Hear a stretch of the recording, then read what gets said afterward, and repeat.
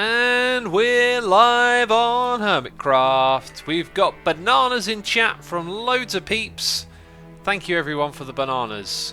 Gonna try and read a couple here. Bellant T, Stinging Gamer, BG Monster X1 Fan, Kyrus BG Master. It's really difficult to try and read new names from the chat while they're moving up the screen really fast. Y'all are too fast for me, okay? I appreciate all the bananas though, thanks peeps. Just, you know, I like to read a few names and acknowledge some peeps. Trying to pick out some people I don't normally read there, and it's just so difficult to decipher the name while they're moving. We have the Diablo music as the soundtrack for today's stream. Kind of fitting considering the kind of town that we're building here.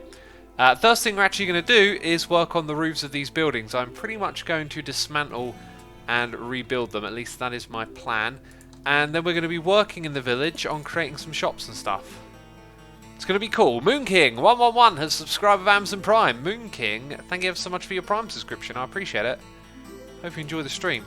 So what I do is I throw down these ones over the back here for junk and other such things.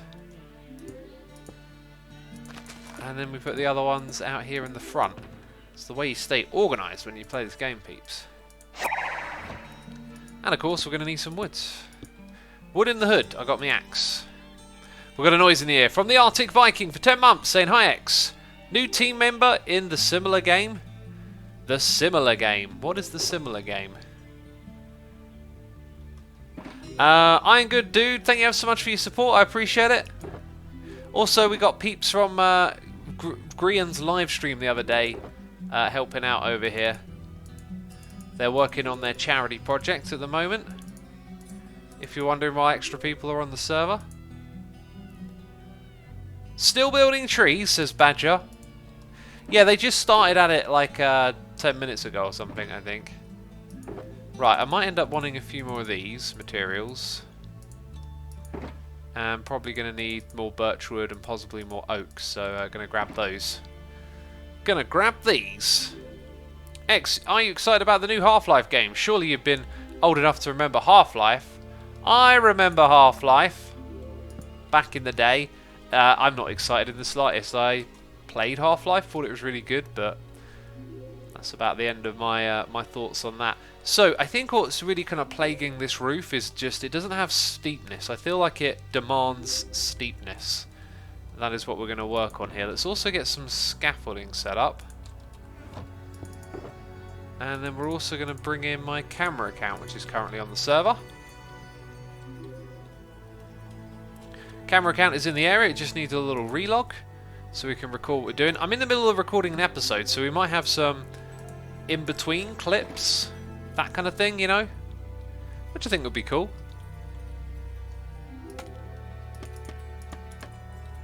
Okay, and up we go. I kind of know exactly what I want to do here, it's just about achieving it. Oh, I didn't... Maybe not yet. Like, I haven't crafted a lot of stairs and stuff, have I? That's another thing we need, a crafting bench. Preparations. So many of them to make. So we're going to need more of those. Definitely more of these.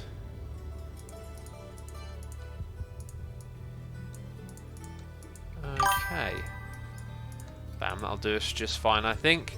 We got a noise in the ear from Bellant T for 14 months in a row saying, where did the time go? Keep up the great work, X. Where did it go, Bellant T? I know. Where does the time go?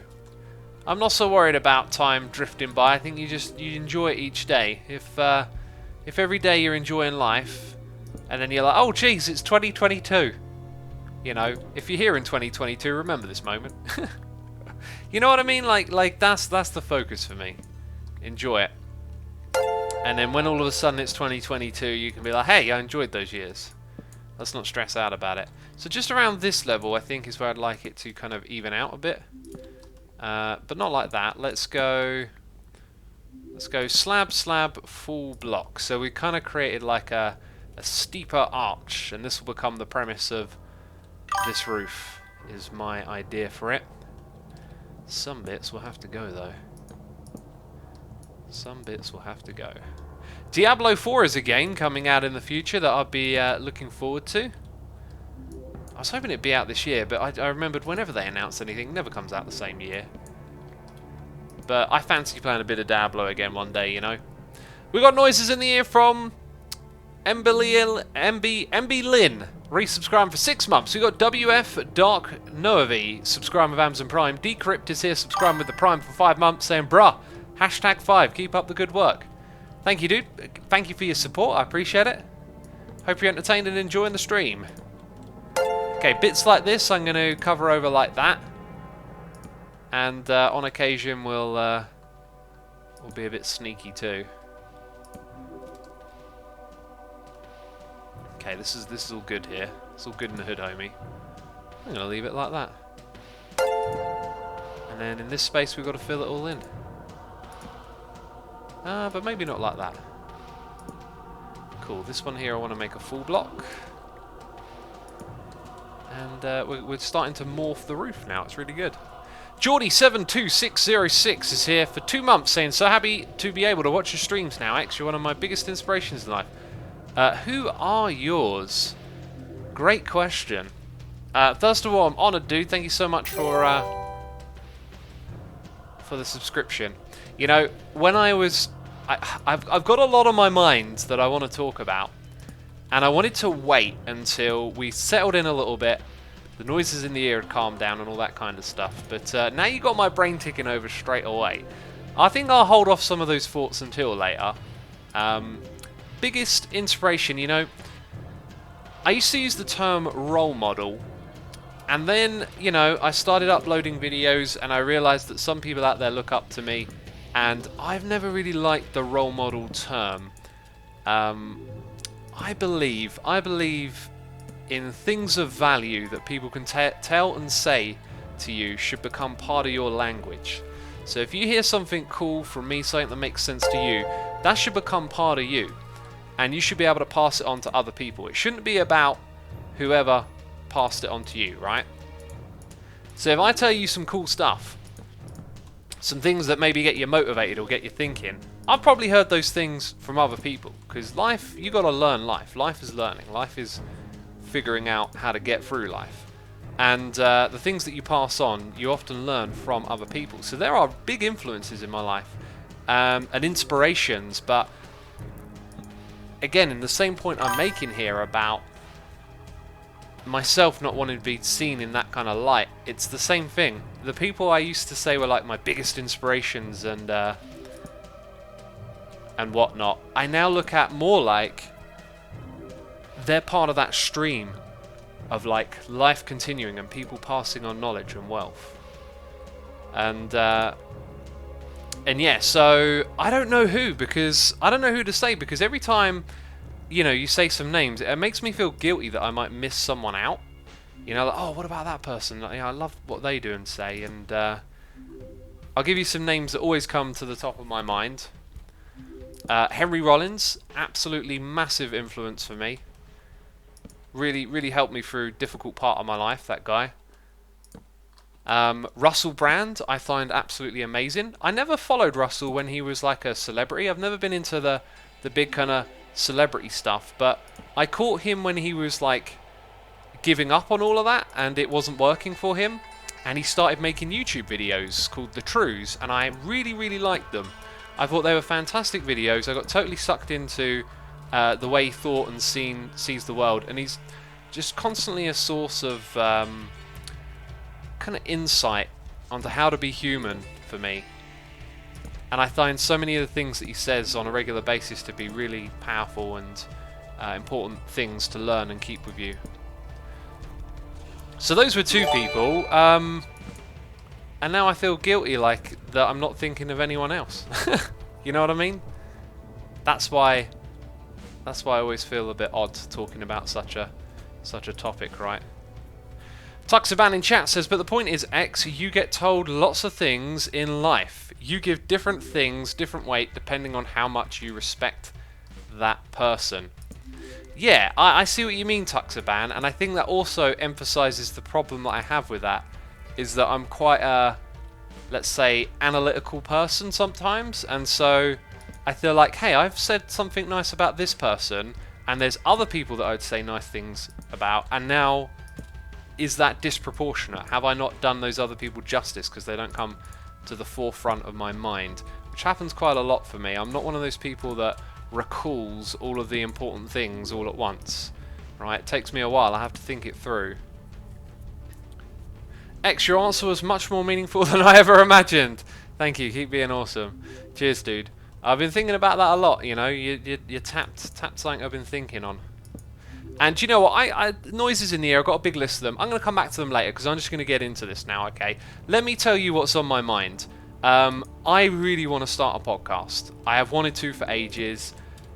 And I was watching the Joe Rogan podcast. Now, Joe Rogan is another person I say who's been a huge influence over the last few years for me, listening to his podcasts, understanding what sort of person he is. I love his level-headedness, his appreciation of like looking at different sides of an argument, and he's got a lot of human empathetic qualities to him, which I really like. And anyway, he had a guy whose name, they even made jokes about other people getting it wrong, and I too get his name wrong. I think is it Darnell Rollins? They brought it up so many times. He was on the Dave Chappelle show, which was an amazing comedy that I used to watch when I was younger. I mean, I say I used to watch it because it only lasted for a short while. So I watched that, and I knew him from that show.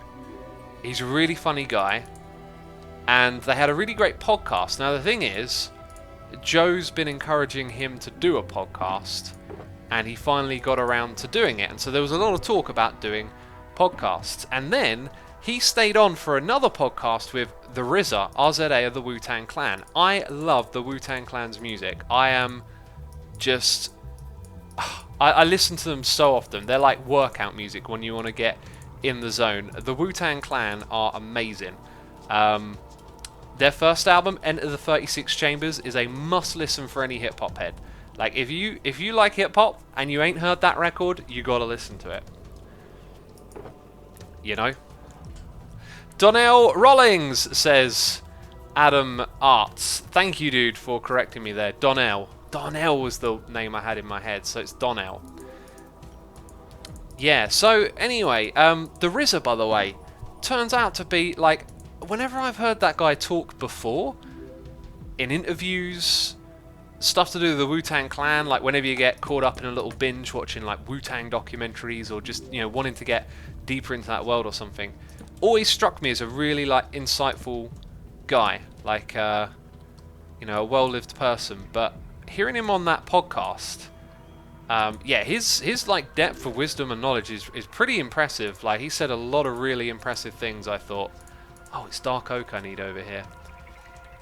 And so I really vibed with a lot of the things that he was saying, especially when he started to talk about like what I like to call standing on the shoulder of giants. Like when he started talking about the hip hop history and the hip hop future, I just loved his approach to that, because it's sort of the same way I look at things, like with a positive approach. A lot of people can get kind of uppity about, you can get kind of elite about music and other things, and oh, it wasn't as good as it was back in the day. But no, this guy gets it. Life is always moving forward, things evolve, and the art form evolves. And he cited some really interesting things from the past that kind of show how this happens. And anyway, really, I'm getting off topic here, aren't I? Really insightful guy. And again, I was watching that podcast thinking, oh, I need to start a podcast, and I realized you just have to go for it. Like, it's always been my plan to do it one day, but you know, unless you start, it's probably never going to be coming around. So I then, just before starting this live stream, had an opportunity, say an opportunity, like a need, a necessity to do a podcast all of a sudden. I've been thinking of someone that I would like to do a podcast with, and then all of a sudden it was like, hey, we've both got something we want to talk about. This is why I need a podcasting platform already there. So when the opportunity appears, I think in my mind, I look at it like, if I do a podcast, I have to commit to doing it. You know, I think it's better to have one that you can pick up and do when the opportunity arises. And there certainly seems to be a good reason to do a podcast with someone at the moment, and they seem to be on board with the idea of it. So I'm hoping all of that can work out, and that would be the way I kick off me doing a podcast, would be with this other person about an important topic we both care about, and then it just goes from there. It can be whatever it is after that. You've got to get a whole group of whales together for a real podcast, says Exerith. I feel like there's a joke there I just don't understand. Surprise T says, do we know that person? You might not. I just don't want to, sort of say this is going to happen and then it might not. Let's wait and see. But I am very keen to do this thing, and I hope they are as well. And so I've just found myself having a little bit of a, I wouldn't call it anxiety, like jitteriness. I know what anxiety is. This is more jittery than anxious. Now all of a sudden my pile of things that need to get done is bigger than ever, and I feel like I'm juggling lots of things and trying to make them happen, And that's a good feeling, I think. It's good to have things going on, but it just kind of caught me in a wave of excitement, and then I got to do a live stream, and so I just got all this stuff in my head that I want to talk about and get out at the moment. So, yeah, you could see a podcast from me soon. That is the gist of what we're talking about here, right? This roof right here, I've got a feeling we should step back and just take a look. It might not look so good. Oh, actually, it's kind of looking alright. I think we just need to shave a bit off the top there. I feel like both these roofs could do with a few extra things slapped on top of them as well. Anyway, let's keep this shape going good. I think it might be a cool idea to kind of build across the middle here and then build it down the sides next. I think we've got to keep these ones the same. I'll put a little flick there, and oh, that doesn't work.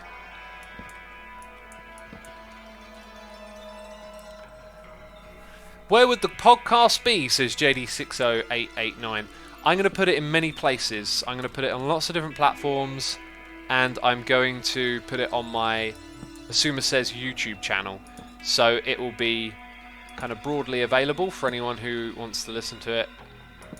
If and when it happens, But I'm very set on doing that. There's something important that needs to be talked about. Someone who wants to talk about it as well. We can work together to kind of put a tension on an issue and see where it goes from there, I guess. Oh, that should have been that. Video or just audio, says the Six of Clubs. It will be audio only. That's a good question. Audio only podcast is what I'm going for. And we're going to have a lot of noises in the ear now. And again, I'll read them once I've got all of this off my chest. Because I've just got a lot, as you know, on my mind about this. Yeah, just wanting to do so many things and realising I perhaps should have started them already, Is the essence of what I wanted to talk about here. Okay, no, I keep getting this wrong. Right, now the bit that needs beefed up on this side starts here, so I'm going to place that with that. Bring it over, because we didn't do this yet, did we? We got that, I'm going to put that here.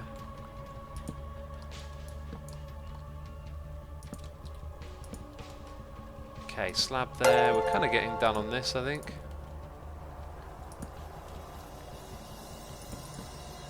That, I think, satisfies what I'm after.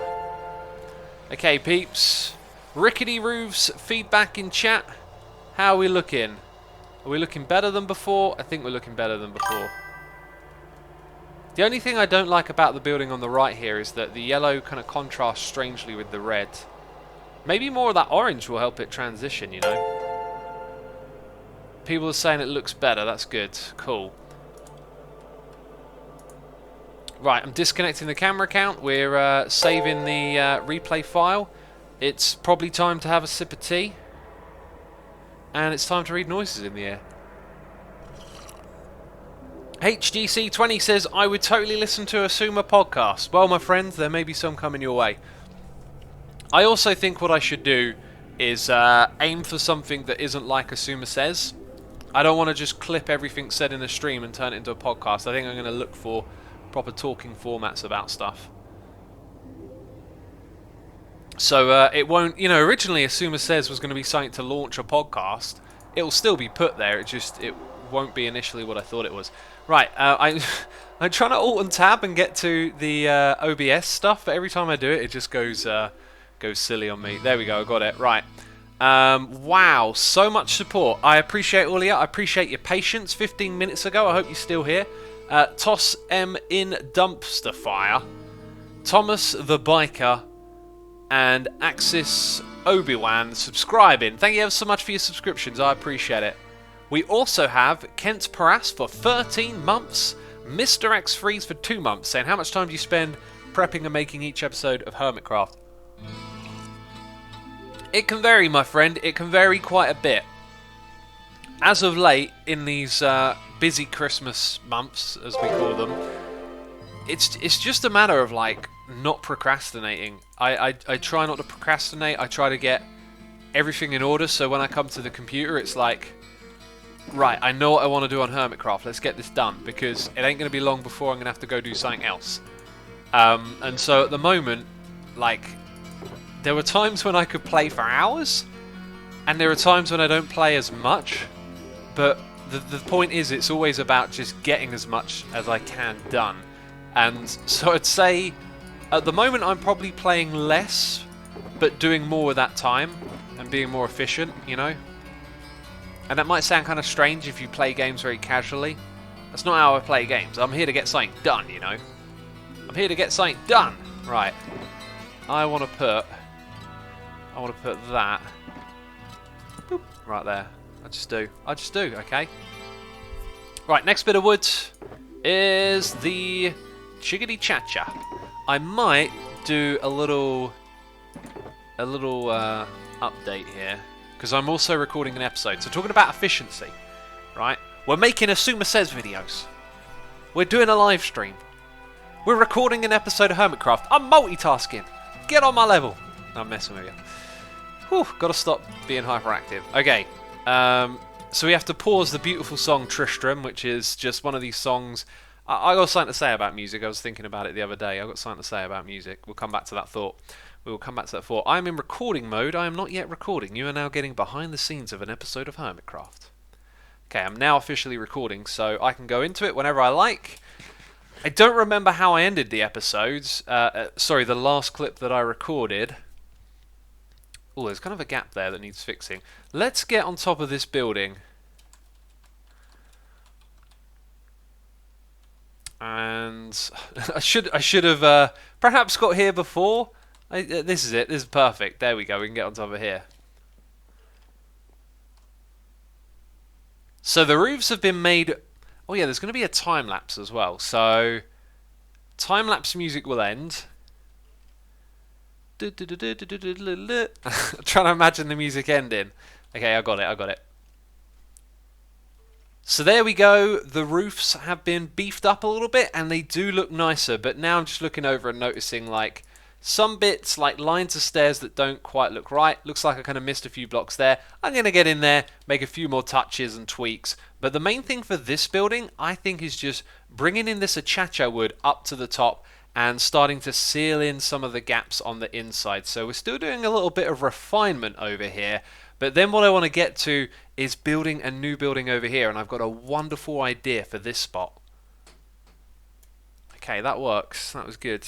Right, so that's been recorded. We go back to the live. We resume the music. I look at the chat. They're probably all amused. Did you enjoy it? Xerif says, and I love it. I'm glad you love it. I'm glad you like it. Asuma Hills here, recording as I always do. Asuma Hills, what? Someone must have made that joke before. I feel like I've never heard that before, and it just makes so much sense.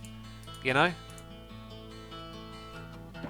Asuma Hills. I feel like that needs to be an episode where I fly over to Nashville, Tennessee to record an episode, and then I fly back again.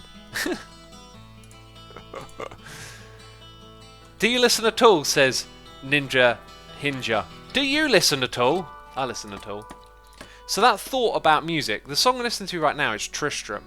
And it's absolutely beautiful. I love this song. It was composed in many, many different guitars.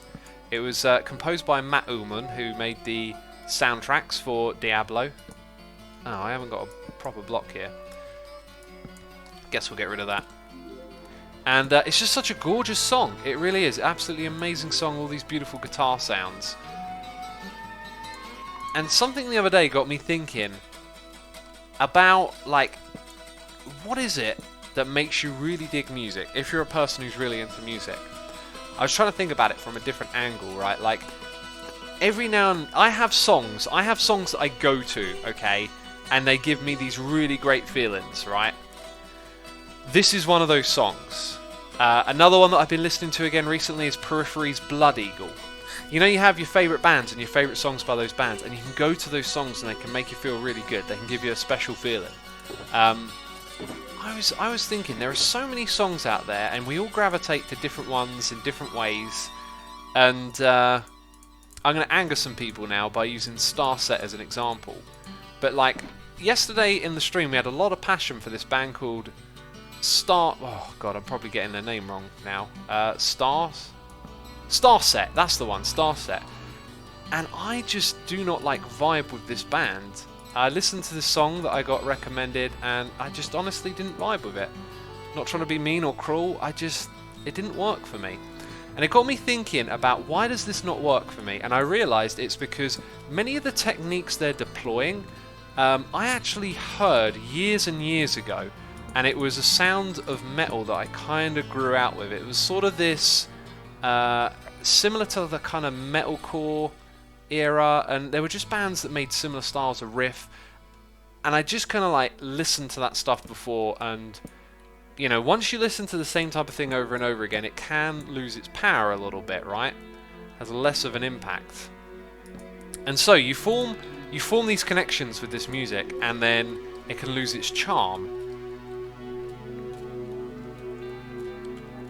And I'm trying to get it out. Badger says, I never listen to Starset, Pony will kill me. That's a likelihood. Trying to get this thought out the right way, because I'm kind of distracted by building a little bit here. So there are all these different, like, well, what I'm trying to say is there's all these different factors that line up when you hear music. Sometimes your mood, I think, can be an influence. You listen to a song on a bad day and you might never like that song again, right? Like, what is the power of that? Is that really how it works? That you could just be in the wrong mood one day and then a song is kind of like ruined forever for you? Is that really possible?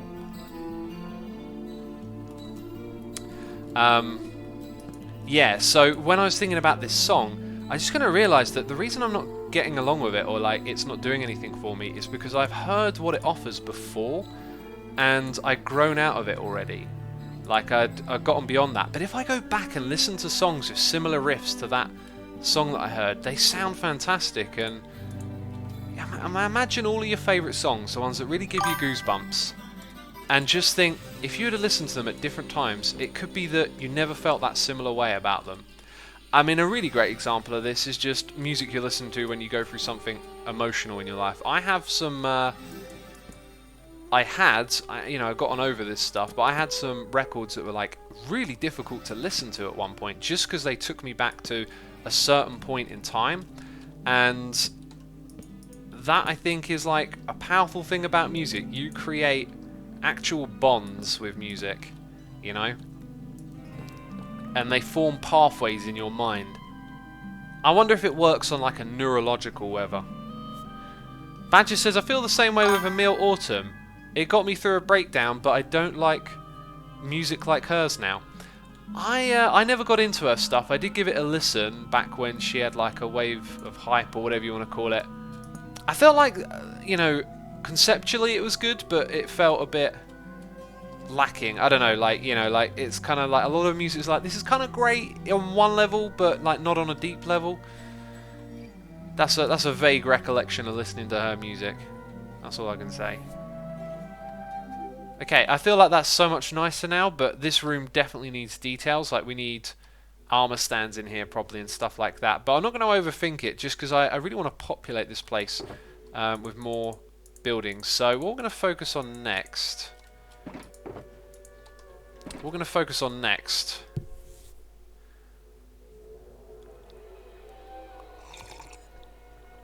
is noises in the ear. Sip of tea right there. Duminum Lag is here for 30 months in a row, saying 3 1/3 babies. That is the maths, isn't it? Thank you ever so much for your support, dude. I appreciate it. Hope you're enjoying the stream. We got the Marine Fox subscribing with Amazon Prime. My Schuber is here subscribing. We got George Philos for 3 months saying, hey X, how you doing? I'm doing good. Cuba Fruit is here subscribing with Amazon Prime. LF Gaming 1 is here for 6 months saying, hi X. Love your streams and videos. Keep on going. Thanks, dude. I appreciate that. Thank you for half a year of support. So, Pony Hunter is here once again, gifting the subs. Pony Hunter, I can't thank you enough for your generosity and support of the community here. Peeps, if you hear your name being read out loud, throw a love heart into chat for Pony Hunter. You can now throw one of those in there because you got the emotes. You have been gifted a sub. Galactic Pirate, Cycle Han Den, Gozilu, Photus Deletus 55, Yito Padamus, Unbegettable, Madoska 1337, J Gamer 10,000, Cayenne DGP, and Sprinkles and Wrinkles. You're all now subscribers. Thank you once again, Pony Hunter. Appreciate it. We also got Camo J123 here for 37 months in a row. That's a crazy amount of months. Thank you ever so much, Camo J. We got Lord Hoots, MC Douche here for 3 months. We got Helltail for 3 months as well, saying Hex. I was just wondering what your thoughts are on other servers like SMP Live. Also love the content. Keep up the amazing work. I don't have too many thoughts on other servers because I don't watch much Minecraft content like that anymore. I love Minecraft back in the day. I always think it's great when people get together and play together. Just as for that specific server, I don't really know much about it. By the way, little tweaks and changes we made a minute ago really kind of works here. Chat, let's hand it over to you. What do you think we need to do for these buildings just to make them a little bit more special? I'm going to keep an eye on chat and see what y'all think. Got a couple of ideas myself, and we just want to throw in a couple of blocks of detail here and there, something like that. Windows says Moilers. I can't quite say your name properly, obviously. I don't think Windows works because of the build style, because of just the shape of the building, like its dimensions and all of that. I just want to put a few of these here and there.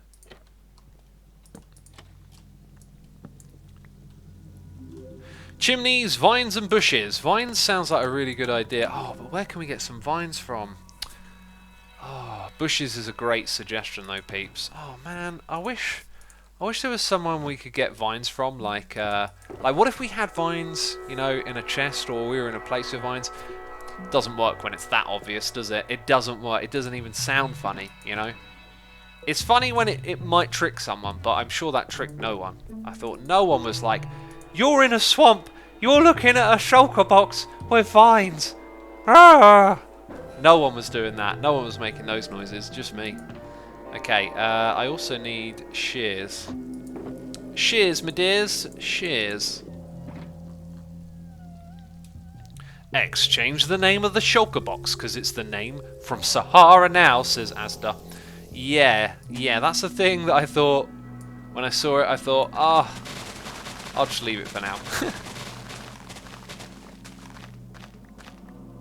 And I'll probably, we'll get it done later,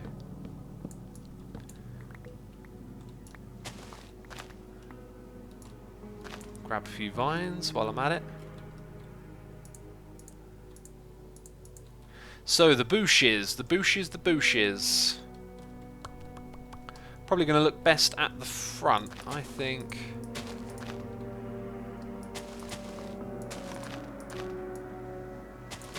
A couple in the grounds. A little bit like that, maybe one up there.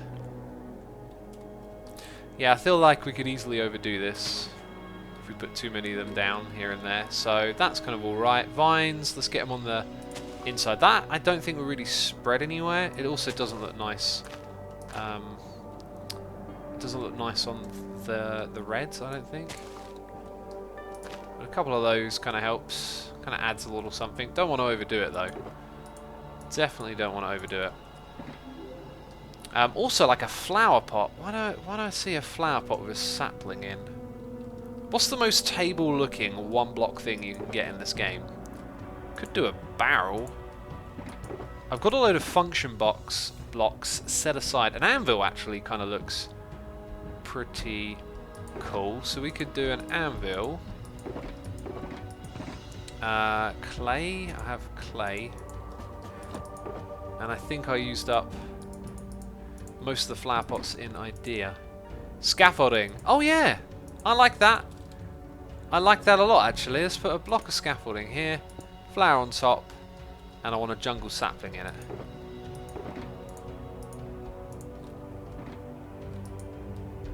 Kind of works, doesn't it? Yeah, that just adds a little bit of life and a bit more going on. Right. Let's read the last couple of noises in the ear. We got Burnt Ninjas and Jade Gem Jumper subscribing with Amazon Prime. Thank you to the both of you ever so much for your tremendous support. Thank you as always, peeps. We've got 1,333 people tuned in today for the live stream. Can't thank you enough for taking a little bit of your time to hang out with me as we do some Hermitcraft stuff. I'm going to do some plugs. I have a new channel called Asuma Says. Talky things from my video go over there. From these live streams, you know what I mean. So if you like the sound of that, head over to that channel. Also, if you like the texture tweaks you're seeing, it's from Vanilla Tweaks. That's the resource pack that we're using. It's a resource pack selector, so you can pick and choose your tweaks.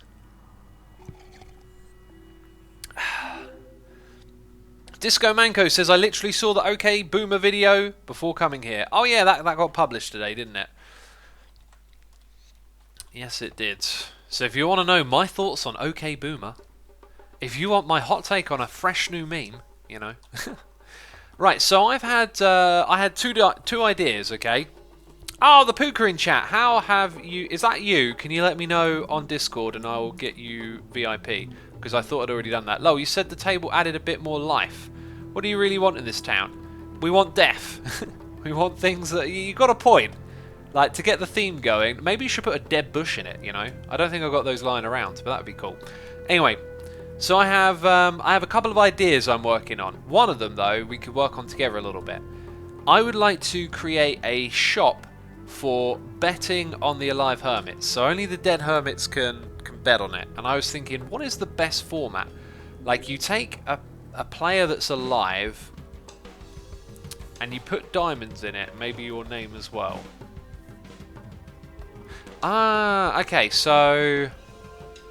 We need some player heads, like hermit heads, for the ones that are alive. I'm not going to fly back and get them now, because I feel like that's an off-camera thing, because it's just grindy to go get all the heads and put them in place. But I would like some visualizations. Look, we've got a couple right here.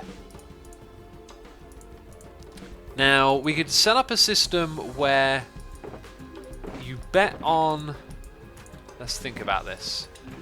So you can either select like a hermit. We've got two hermits. You throw in your bet with diamonds. Let's actually get some diamonds to help with the visualization. So maybe you throw your diamonds in, you put your name against them, and then if they win, those diamonds get divvied up. Now, if you put in that many diamonds and someone else puts in this many, we have to do some math to make it make sense. So that makes it tricky, but I don't want to put like a limit on who you can bet for, like the diamonds.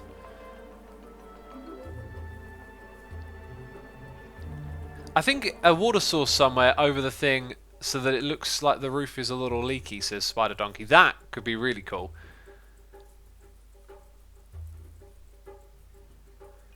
One diamond per bet.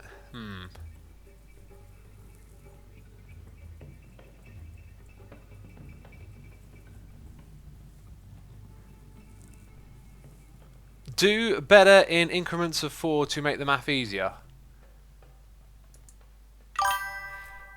Okay, so let's say you put a token on a hermit, right? Then it costs 4 diamonds for a token. So if it ends up like this, the total pool Okay, so I'm trying to think this through. If this person dies, your token disappears, so we won't worry about the diamonds go. So that bet is erroneous. Now let's think of it like this one chest is for this one person, and there are several tokens from each of the dead hermits, right? With different bets like this. Then if that person wins, the other diamonds, can they be like so? Can they be divvied into this pool right here like that?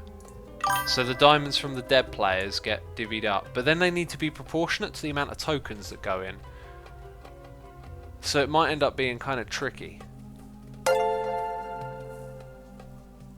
I would like it so that there is like options on how you want to play this game, but it needs to be simple. Because we're betting on the winner here. We're betting on who's going to win.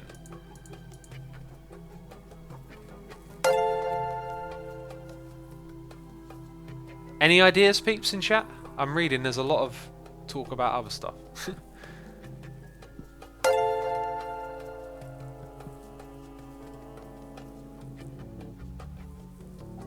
Maybe provide heads of the hermits, rename their IGN, and the number of the diamonds can bet. Go Unicorn, we'll do all of that. Well, it's just the core idea I'm talking about. Also, give me plant. I literally read your message a minute ago and you're repeating it. And then you put it in again. There's actually two people. Is someone different now? Just spamming the same question that I already answered.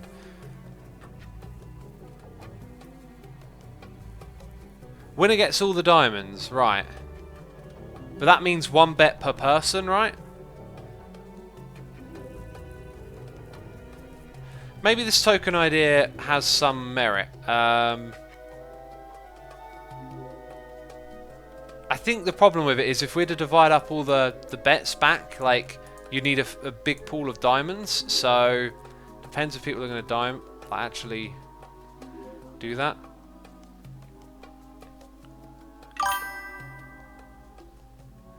Pot is split based on how many tokens purchased, says Mr. Sneaky. Yeah, okay. So all the diamonds go into the total... Yeah, okay, so let's say it's 1 for 1, right?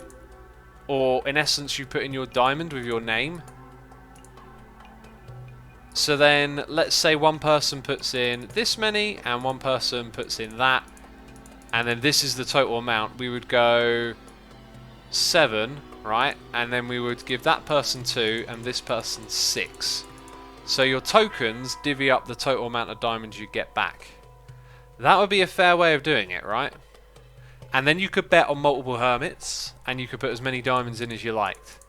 So I think that's the way we'll do it. We'll do it with a token system. Could you do something like a weekly bet where the winner gets more profit if it got corrected more often? Yeah, we can make it so that hermits can, like, you know, there's no end to when you can put your bets in. So if some of the hermits have been eliminated and there's 2 left and it looks likely that one person's going to get it more than the other, they could chuck all the diamond. Yeah, okay, that's a really nice format actually now. Because as the numbers dwindle down, your odds of winning sort of naturally go up, right? Because 50-50 is better than 1 out of 20 if you've got 20 people participating compared to 2. Or 1 in 2 to make it easy. 1 in 20 for, you know, 20 people playing. If 2 people are left, it's 1 in 2. So you can continue betting, but all of those bets that got lost, they go into the total prize pool. Okay, so that sounds like a great concept. Now, what would the building be like? How can we really sell this idea? What can we do special here?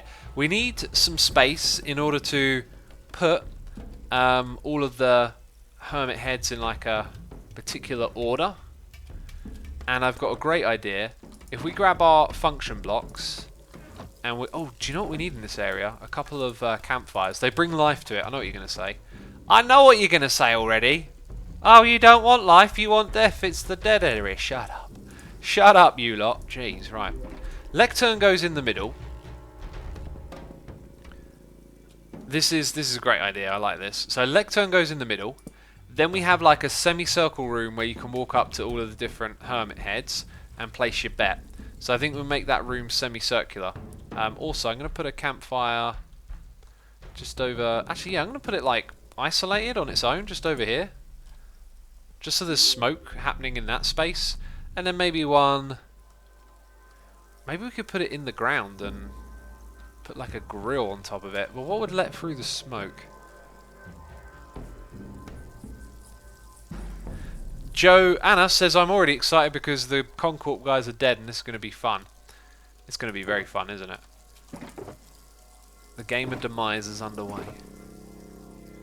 Maybe like an iron bar in the ground would create like a small hitbox. I don't know if it lets the particle effect through or not.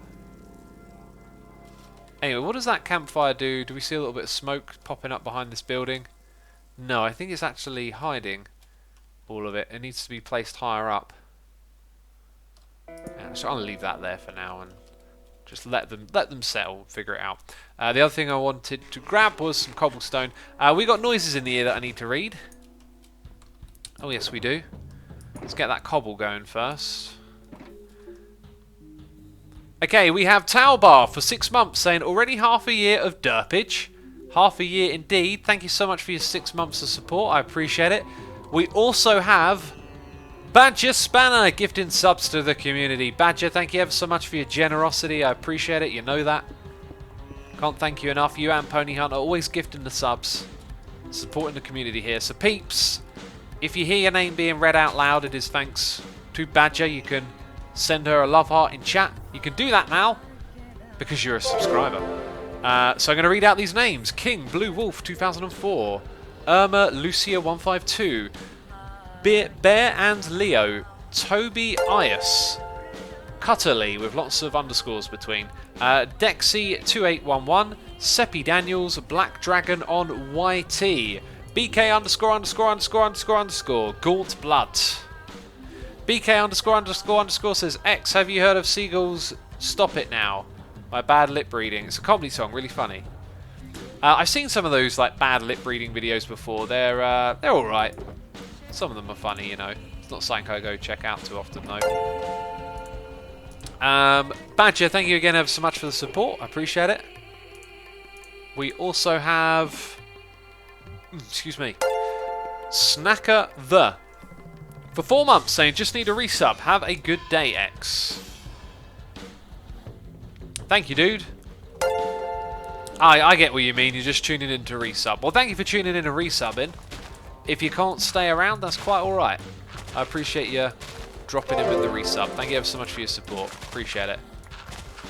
What I'm going to do with this room is actually kind of avoid just doing a circle thing and just go for a little bit more of a diagonal corners thing over here. Actually, I think I'm going to make this width.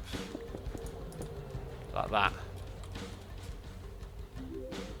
I'm also kind of picturing like that this cobblestone might get replaced with something else. So now we need to start to think about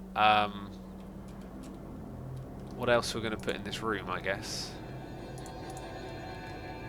By replacing the cobble, what I mean is the outside will have different materials. Let's read more noises in the ear. We've got Anita, 520T for 40 months in a row, saying, hey, 40 months hype.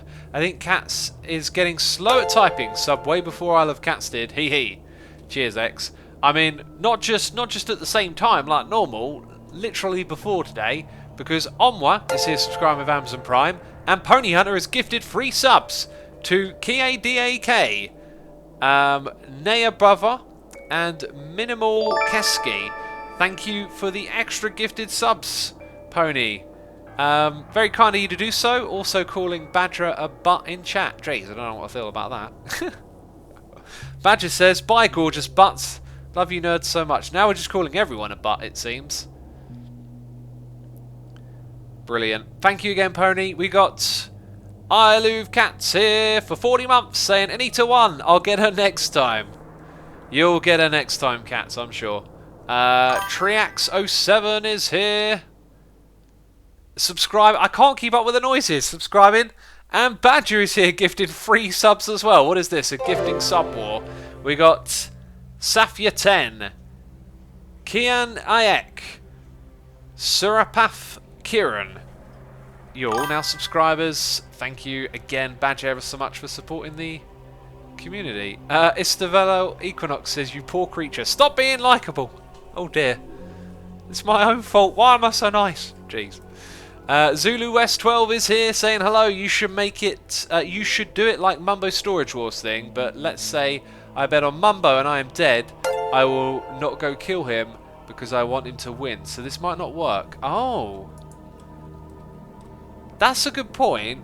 But then again, you'd hedge your bets on someone different from the person you're trying to kill, right?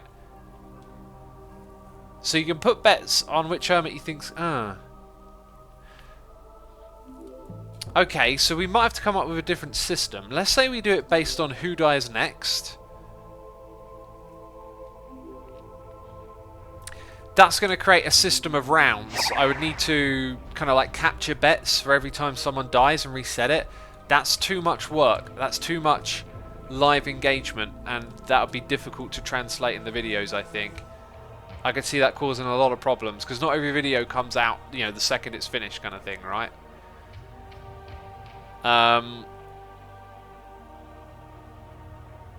You would try to kill other people more, so it wouldn't matter, says Taubar. Yeah, I think you're right. You would just put bets on people you're not going to kill. But it is a good point, because it means things are going to be skewed a bit if you've got bets in the game, right? But then again, it motivates you to kill the other players to win. So in a way, it could speed up the game. I think we'll go ahead with it. I think it will make sense. Zulu, thank you for pointing that out. I appreciate it. That's a good thought to go through, so we can make sure that is well explained. Bounties sounds good, says Hokage. That does. What if it was a bounty?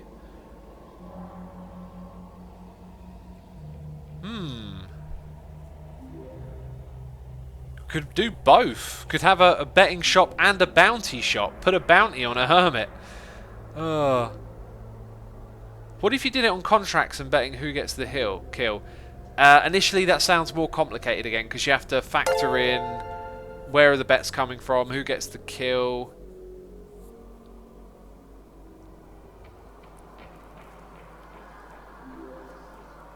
This is getting complicated, says Luxy. It is. I think that's why we need to keep it simple.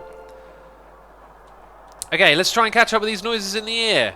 Tommy, Two Toes, YT is here for 3 months saying, hi, Sumo. I look up to you on YouTube, so I hope I can do alright. If you want to do YouTube as well, what I always say is do it for the reasons of having fun and enjoying the experience. Don't do it for any numbers. Don't do it for, oh, this many people are watching, that many people are clicking on my videos. You do it for yourself first, okay?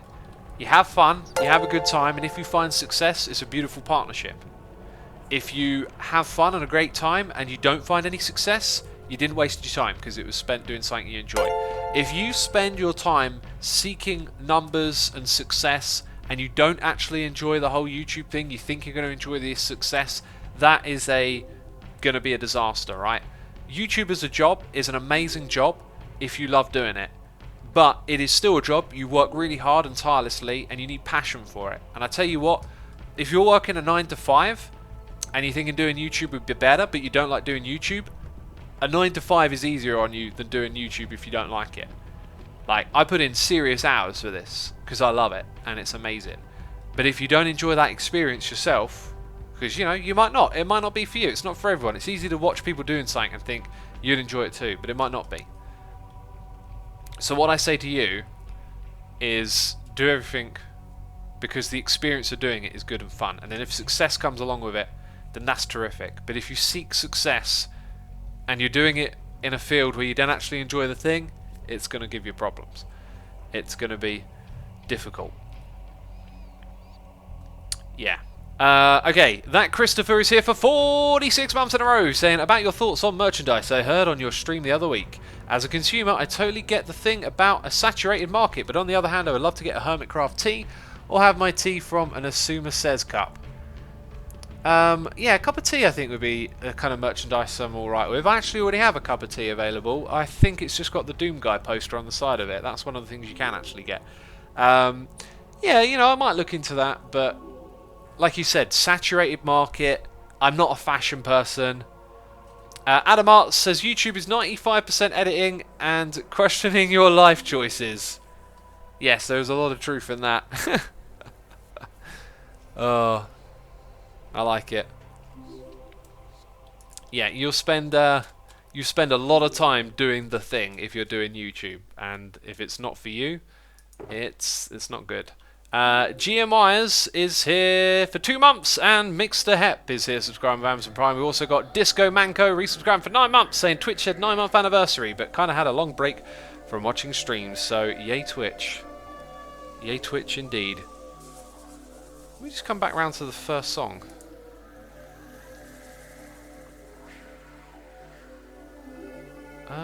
Yeah, we did on the playlist. That's... No, sorry, ignore me.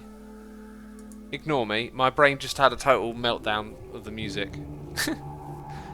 Just ignore me. Joanna is here subscribing. Thank you ever so much, Joanna. Aprover is here gifting 5 subs to Blue, Berry Person, Laziest Bob, Tomato, in ABAG, Nicola217, yeah bro 4568. Aprover, thank you so much for supporting the community and gifting the subs. Can't thank you enough. Very kind of you to do so. And yes, Aprover, I have butchered those names. Peeps, if you heard your name being butchered and read out loud, feel free to throw a love heart in chat for Aprover. Thank you again. Hey Asuma, have you ever thought about selling minecart rails as an idea? No, I haven't. I could, I guess. I could sell anything there. Let's focus on the task at hand. So, we're going to build a Hitman shop. We're going to stick to this kind of build palette. Now, I want suggestions from all of y'all. We're going to mix wood and something else together. Something a bit more rickety this time. Maybe we should throw logs into the palette on the outside, right? Dark textures only. Spruce logs, dark oak log, dark oak wood. That could be an idea. But I want to hear your ideas. What materials? Do you know what? I love this mod because I get to... You know what I'd love to do? Just you go into creative mode and look at all the blocks. That's what I do when I need to, you know, start building, go into a test world.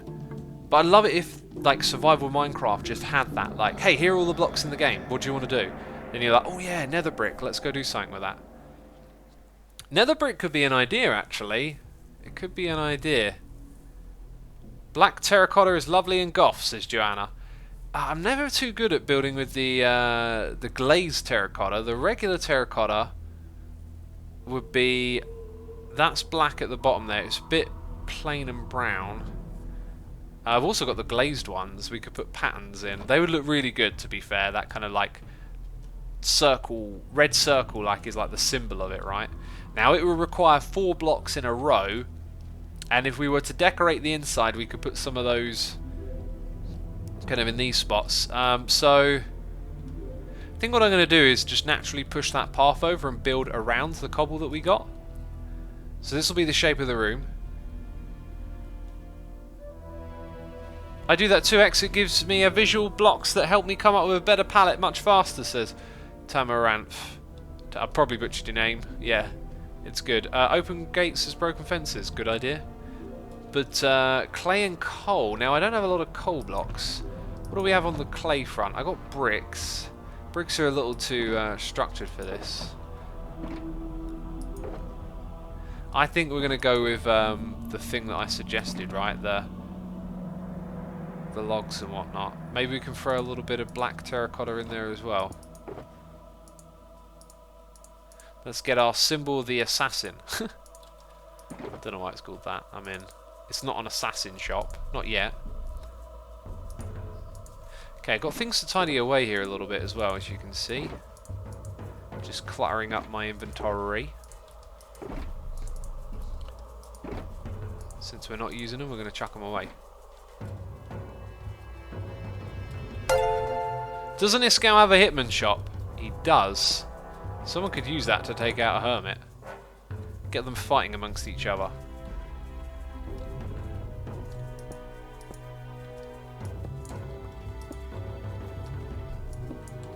So if I stand that way and then do it like that.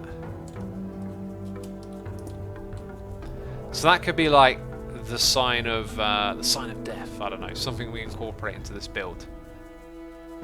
Then these 3 materials, some could be on the side. We need some wood in there.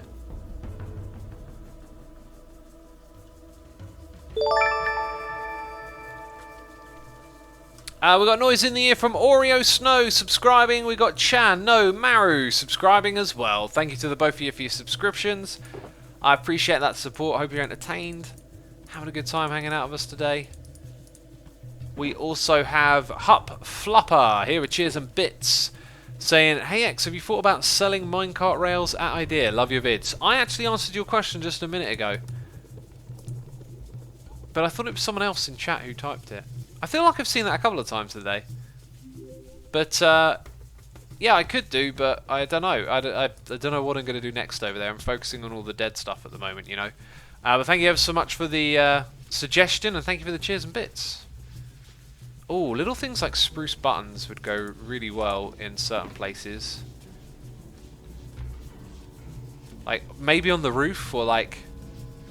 Is that a full block there? No. Maybe in one of these areas, you know? It's a half and half. I'm getting distracted by a button. That's literally what's happening right now. I just want to put a button up there, okay? It's completely redonkulous. There you go. No one will ever notice that. Maybe someone will. Maybe someone will notice it one day and be like, that's the best detailing I've ever seen in my life. I'm going to leave that there. I'm going to leave that there. Okay. Ooh, lag. There we go. What do we need to make? When do we need to make it?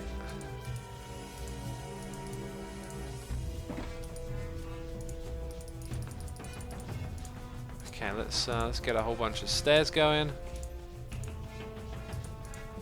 That many, so we don't make more than a stack. Whoopsie.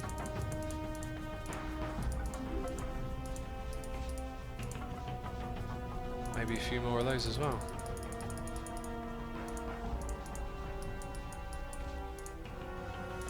Yes, hopefully that's enough to... Oh, do you know what else we're going to need? We're going to need more trapdoors, aren't we? Yeah, hopefully that's enough to make a bit of a difference.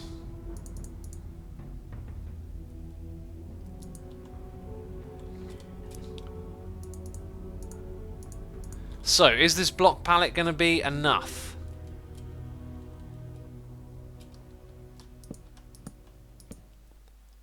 That'll be our outside material. I feel like we need something structural that contrasts it. Maybe that's what the clay could be? Or do I want to mix in the clay? Would clay look good as support beams around the outside? We're trying to wing it a bit here. Ninja Gamer Girl Sarah says, people in this channel are nicer than the other channel. I'm glad you said that. We got a nice old community around here. I'm glad you noticed. Joanna says, everyone in the Hermitcraft related server I'm in reckons that TFC is going to last the longest since he's always down in his vault. There's a very good chance that that could happen, unless someone puts a hit on him, you know, with the Hitman service. Let's grab some terracotta, let's grab some dyes. I'm actually running kind of low, which is not good, but I can dye multiple types, and I have lots of dyes available. Let's go black terracotta like that, black terracotta like this with the orange, and then we've got a healthy amount of the stuff. And we've got a little bit more as well. Yeah, let's just brainstorm it a little bit.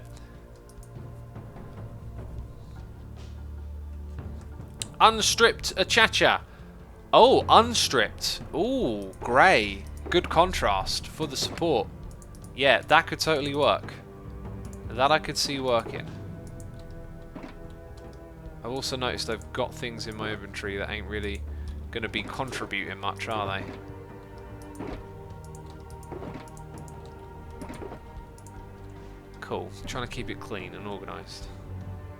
Try the block palette in creative, says Noah Knox. I kind of want to. I kind of don't. It sounds strange, but I really want to just sort of fly into it with these things. Like trying to challenge myself a bit with building. So you know, you'd have corner there, and I haven't put this in the right spot basically. So if this were the corner, you know, we'd be looking at this kind of thing going on. Ow. Which I could see working. Ow, again, if I do it right. Like that goes up, and then we've got this texture behind it. But the alternative was to do grey. And that provides far more contrast. And then we have this stuff going on in this pallet. I think it would be more of a challenge to do it the other way around, so we'll give it a shot. Give it a shot. Maybe what we could do is have like this as a base. Like you start with that, and then you put the dark material on top of it. At least just there, and then you have your pillar right here. And then this could go up several blocks.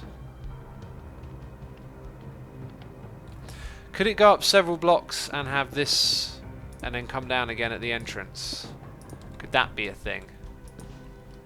Remember, those other textures are going to be thrown in. And then the roof will come out even further. It's all a little bit too close to this. I think I'm just genuinely going to have to push some things back here and not be afraid to change up.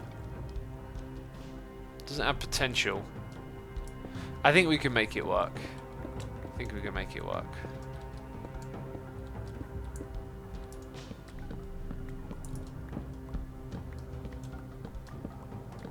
Right, we're going to give this a shot then. Mix grey and gravel concrete powder, says Saxby. We'll start off by keeping it relatively simple as we go, you know. That's how I want to start here. Okay, I need to hear back the last thing that I recorded. And I've got a feeling it's going to mess the music up, so I better do this correct. Now, waiting for my computer, there we go. Okay, can you hear me? Can you hear me now? Oh, I can't hear the audio because it's on a different channel. Let's have a look. Audio track, that one. Some of the gaps on the inside. So we're still doing a little bit of refinement over here. But then what I want to get to is building a new building over here. And I've got a wonderful idea for this spot. Yeah, okay, there you go. Oh, behind the scenes! Oh, the episode is getting made. Oh, jeez. Calm down, you lot. Calm down. Calm down. Okay. Recording mode. Hitting the record button. We're not going to talk about these details here, so it's all about this idea, right?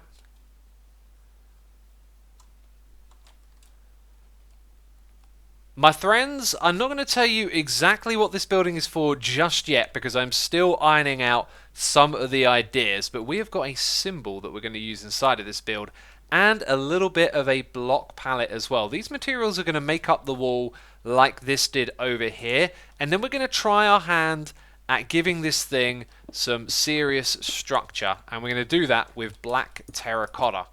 So we're trying to pick materials that are kind of dark and ominous, and I think I want that to go up by about 1 block. It's going to look something like this. We're going to have a relatively boxy shape from the front side, and when it makes its way into the terrain at the back here, we might start to cover up this shape which we're going to use. We're going to have this shape on the inside. So down the bottom, while the land is lower, we're going to have like a little bit of support holding it back from this achacha wood, and I've actually gone and put it in the wrong spot. Let's rotate that, bring it here, move some of this out of the way, and then on top of it we're going to be using this block palette to build a wall all the way up to the top here. So let's go into third person camera mode and see what it looks like in a time lapse.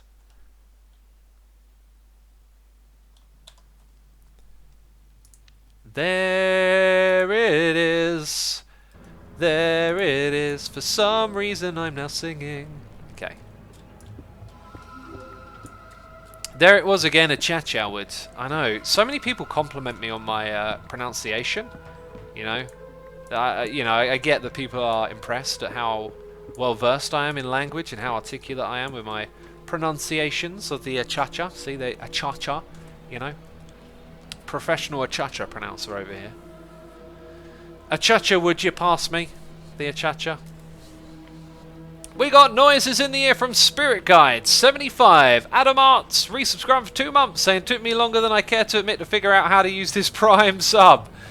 Oh, dude, I don't even know how Twitch works. I just plug in the stream thing and go. I don't even use Twitch to watch stuff. Appreciate it, dude. We got na Batman here subscribing with Amazon Prime. Amazing username. Love it. Also, Koroskovsky is here, resubscribed for 6 months, saying a subscription gives you access to awesome emotes. Yes, it does. Peeps, spam those emotes in chat for all the others to see. Debugster says, where can I find this music? It is the Diablo 2 soundtrack. If you own the game, you can get it from the game files. Yeah, that's the thing. It's the Diablo 2 soundtrack that we're listening to. Cool. So we're gonna put our thing here as a marker. Let's get started. I'm a little bit nervous about this, but the camera count is coming on for that third-person time lapse, and let's just jump right into it. I've already put this in the wrong spot. It's supposed to be there. Fail. Hashtag fail. Okay, then we have this going 1, 2 over here somewhere. So entrance 1, 2, 3 blocks wide or 5? Let's make it 3. Actually, let's make it 3, but that would end there. Yeah, so we're going to do something like that. So let's grab our fancy schmancy block palette over here and start putting in some of the next materials. So a little bit of this going on, a little bit of that. I've also got trapdoors to throw in if I want to, which is something that we should definitely do. They help bring a bit of shapely depth and stuff to all of this, don't they? I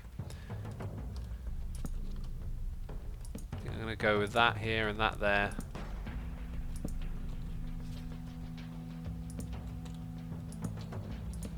A bit more of that up the top. And one of those over here. That totally works. I feel like maybe knock that one out, put in stair block. I feel like we could attach some things at the front here as well. Oh, that went in the wrong way. Very nice, says 8Brover. So far so good, really, right? So far so good. And by the way, peeps, if you're wondering why I'm not doing any creative first, I really kind of want to get rid of that crutch. I want to be able to envision and make things happen a little bit more. That's kind of my goal with a lot of this building that we do now, is to try and get straight to the end product, essentially. I'm going to rip out some of this cobblestone just because I think it's going to end up in the way. We need to look at this build palette we've got from the inside. Okay, so I would like to see a little bit more of that wood, so we're going to rip this out, and our path will just be reconstructed later on.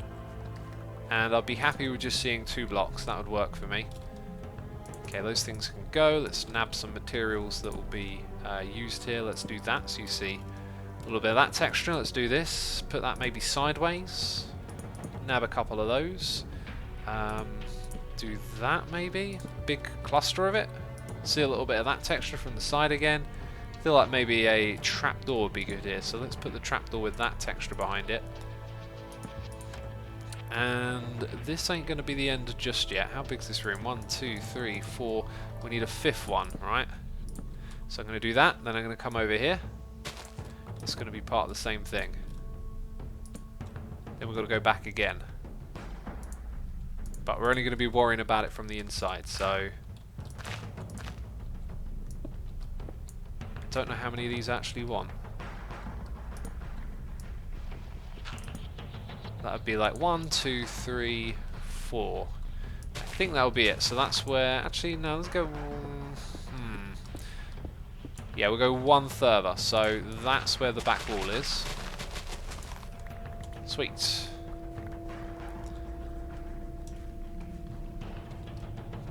Let's do that. Then bring in... You know, we can have random textures that complement the inside as well, you know. And this is just foundational for now, so we've got a little bit of that going on. And I think with most of these diagonal blocks, oh wait, I'm using the wrong texture. Whatever. And do that, then go like this. So we can come back to that later and refine it. Now this is all going to be close to the ground, so I'm going to just blend it in and do something in that kind of way for all of this here. Don't worry about the tree if it's too close. So far so good, I'd say. Definitely got a long way to go though. Also, what happened to that block? There was definitely a block there before.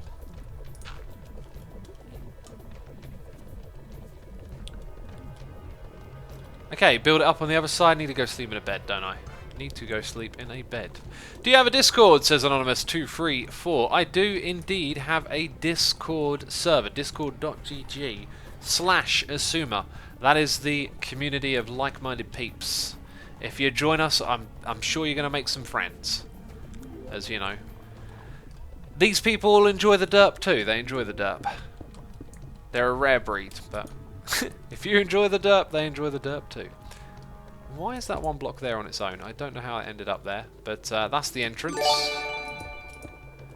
And I know what I want to do here. I want to have that come across one block higher, and then bring this down like so. So, how wide was this one here? It was... Oh, it was actually, like, that's different from what I thought. Okay, it was 6. I didn't even realise. 1, 2, 3, 4, 5, and then 6. It's almost like I did it wrong then. But hey, we'll make it work. Normally you do rooms with... Actually, that's kind of perfect for that stuff if it's going to be on this wall on the inside, but I don't think it will. I don't know quite where it's going to go. Okay, I think what I'm going to do here is have the whole row made out of this. Except I've put the wrong thing down. We got Professor Dr. Puck for 27 months in a row. Thank you ever so much, dude. I appreciate it. Hope you're enjoying the stream. Having a good time, hanging out with us as we do stuff and also things. Also the things. Yeah, thanks for tuning in and thank you for your continued support. Okay, so then we're going to have 2 on the side like that, 1 there, this block over here, that block over there. And we'll come back around and put in more trapdoors and other details later. If we just focus on this shape for now, I think we'll be good. So we've got to mirror the other side over here. The way we're going to do that is by starting here. So that aligns us with the next one over. Yep. Okay, and then that means that we put a block here and then we go diagonal there. Should be relatively straightforward in theory.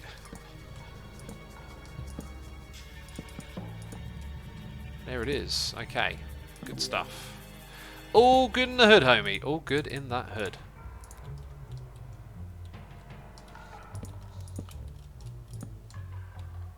Let's put a stair block in that way around. Cool. And then bring all this over here. Okay, now what we did last time I think is we put it there, like so. To give it that bit of structure.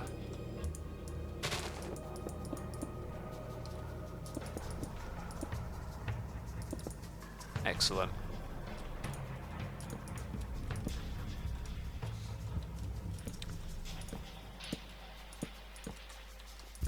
Right, lots of nice random rotation of blocks going on here.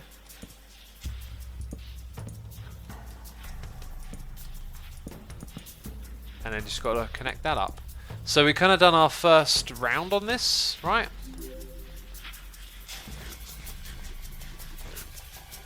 Jelly Secret says, oh god, whoever commented about eating, I just noticed it and now I'm very bothered. Do you know what? It's a computer game that someone's playing over the internet, and if you're actually genuinely getting bothered by it, I always worry about that backseat gaming kind of approach. Like, that's a stress you don't need. You don't need to be worried about the old derp not eating. I'll get round to it. You know? Because I know it's like, oh, it's just a computer game, but you're still going through those feelings in your head when you do that. Now, what I want to do is put a dark roof on this, but I've kind of painted myself into a corner, I feel like, by using... Yeah, by using, oh dear, the dark oak, because now, how do I get a darker roof on top of it? Well, we might have to bust out some nether brick. I did not plan on using it. Oh, you're thinking, oh, assume a nether brick. Oh, getting risky, are we? Oh, living on the wild side, are you? Jeez, look, I'm a risk taker, okay? Alright? I live on the wild side. We're going to use nether brick, okay? Ow, geez, see? Already problems. I'm going to put like a couple of little things like this to begin with. Then we're going to hop up here and meet them and go across. Now, we will probably start with a very structured roof here to begin with. And I fell off somehow, even though I was holding shift. The nether is coming for you, X, says Madeline. Nether. Nether would the never come for me. Not me, surely not. Okay, here's where I might want to use a little bit of slabbage. A little bit of slabbage cabbage. I don't have any slabbage. Okay, slabbage cabbage. What was it we used to say? Slabbage like a cabbage? No. There's a little phrase. Was it to do with slabs? How do you speak out, Asuma, says Minkotar. I move my mouth. And blow air for it. Slabbage like a cabbage. I can't remember. What was the saying? Slabby jabby, says Pony Butts. You know it, Pony. That's the one. Slabby jabbies. So slabbage like a cabbage is just a new thing that I've gone and invented for myself. Well, there it is. There it is. Ooh, there it is right there. Oh, does anyone know that movie, White Chicks? What is it he says? I can't remember. He says something like, oh, all I want for Christmas is you. And then the guy behind him goes, oh, there it is right there, and just pulls out this little Christmas list. Oh, it cracks me up. It cracks me up. Terrible movie, but it's hilarious. Oh, we're kind of like close to the middle all of a sudden for this to turn into a bit of a tipped finale or whatever, right? Right, analyze the curve. Does that look good? I think that has potential. Potential. Do you know what we could also kind of do is have that shape rotate. So the whole building is like a bowl cut in half, and then you have like another material here, maybe red, to really kind of emphasize what's going on. In which case, I would say the curve should go up a little bit higher. But it hasn't had too much room to express itself yet. The curve, peeps, the curve needs to express itself. Okay, this is how you talk when you talk creative, alright? Blocks are expressing themselves now. Alright, they're figuring out how to do that. It's the future. What do you expect? AI, it's taking over, okay? The computer game is expressing itself. I'm going to put the slab down. Going to bring this block forward. So we've gone for 2 slabs, 1 slab, no slab, I think, and then we go up, and then this time we're going to have that, 2 blocks, this, and then we meet in the middle. Bam! That's what I want to go with, peeps. That is what I want to go with. Whew, okay, this might end up being like pretty tricky. And I'm going to run out of nether brick is another consideration, right? I'm literally going to run out of it. So what we'll do is we'll build up this front bit, and then we'll figure out the rest of the roof after. Okay, so now that we've got that in place, we're going to hop round to the other side. Do I have... well, I've got dirt if I don't have scaffolding.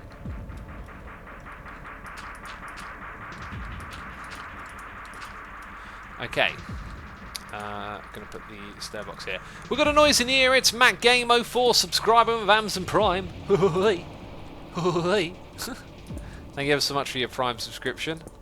I apologise for my strange, goofy noises. It's a thing that happens when I'm streaming, you know. Can't control it, really. Whoa, the music, says Yagami. I know, right? That's the reaction I like. Whoa, the music! Music's killer. Oh, I actually did that twice, but it didn't really look that bad when we stepped back from it. That's fine. So we got that, then we do this little thing right here. Okay, then we do it again, I think. Kind of looks like maybe we don't, but if it's wrong, then we learn. I think it is wrong. Right?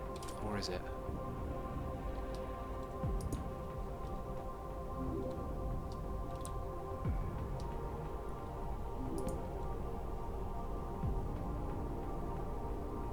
Wait, okay, hang on. I'm getting confused.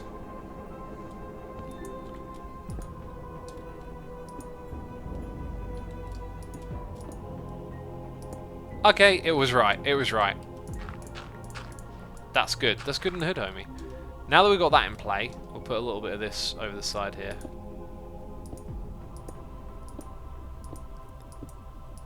Okay. Oh. This means now that we need to fill in this space. Now, I was thinking something red. Also, I need to change that up there. I think I'm going to put in that. Now, I'm thinking something red back there. Maybe red nether brick. Nether wart. Interesting suggestion. I think we'll go with red nether brick. What's with this jumping? It's like there's a vine there. Okay. That can come up like that. And go up a little bit higher as well, I think. Nether wart blocks is the real liquid chicken. I think nether wart blocks would be a bit much. Damn, that curve is good, says Noldo. I'm glad you think it's good, Noldo. Duke Astroff is here. Subscribe with Amazon Prime. Duke Astroff, thank you ever so much for your Prime subscription. I appreciate it. Hope you're entertained. Hope you're enjoying the stream. Having a good time. Hanging out. Ooh, that's not actually where I want to put it. I want to put it back by 1 block, right? I need to create some depth. Depth and feel is what we've got to do. That's what we're in the business of.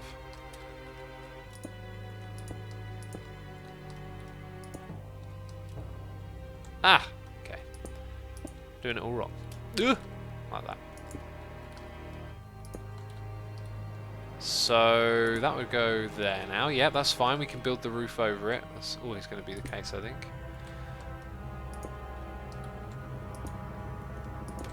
There, put that here. Getting into a nice little building groove now.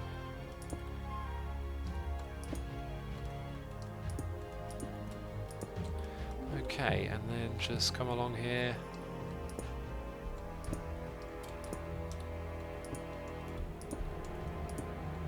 That would go pretty much up into that space, so that's the bottom side of it done. Ugh, managed to jump into there. Genius, right. Ooh, I got a feeling it's going to look really nice. Ooh, ooh. I do like it. I feel like we've set a different tone up the top here from what we got down the bottom, though. Like, it doesn't make sense for it to be old and rickety down below and then not up top. Wouldn't you agree?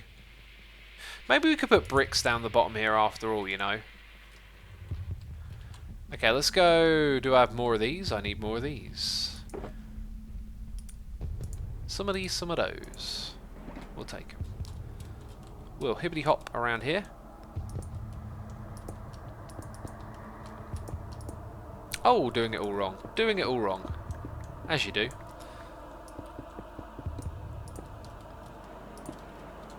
Okay, we're doing it like that. And I guess we're doing all this again. We put those ones in first. Probably make things a little bit easier. Ooh, that one's kind of tricky to reach. Did I actually... I might not have hit that one when I did it last time. I might have missed that. Ah! Okay, I'll have to come back. We'll have to remember that. Remember that there's one that we might have missed. That's the job. You got one job today, peeps, okay? One job. Don't get it wrong. Cool, and then we go over here.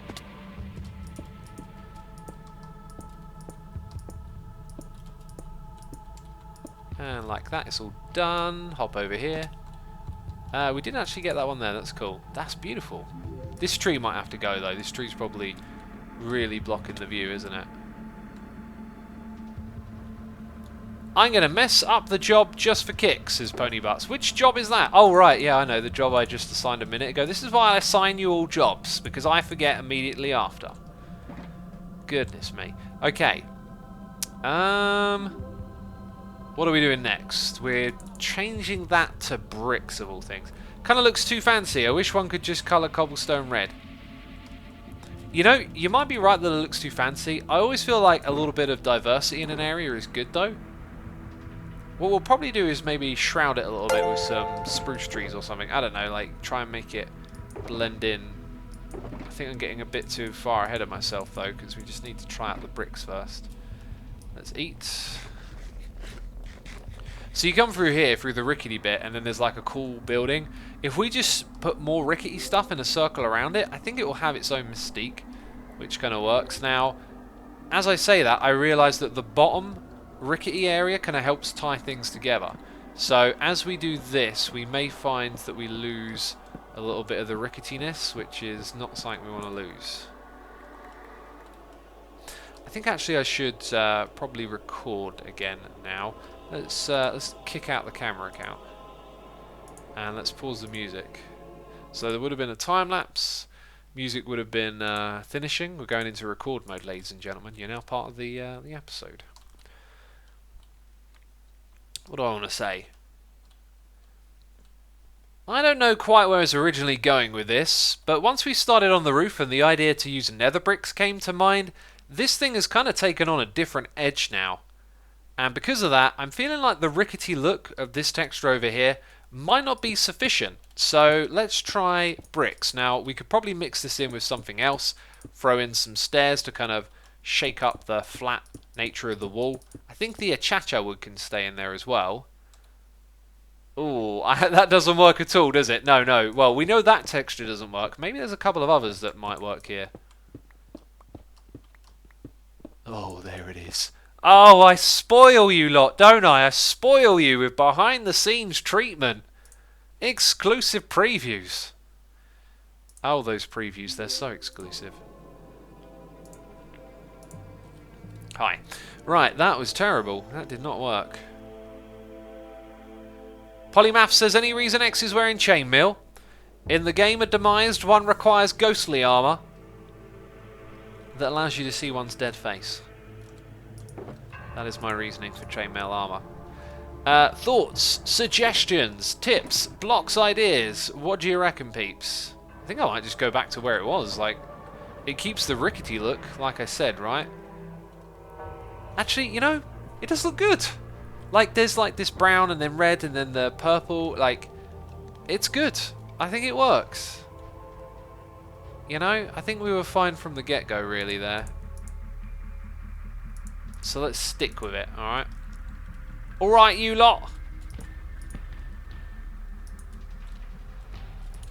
Ow! Okay, I'm going to put it like that.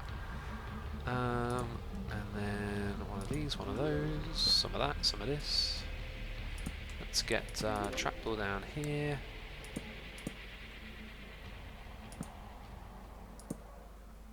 Maybe not twice like that.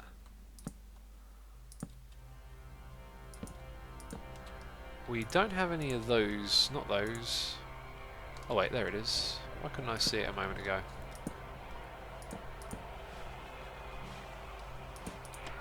Yeah, I feel like that's actually really good. That doesn't look nice for some reason. I think I'm going to rotate that one.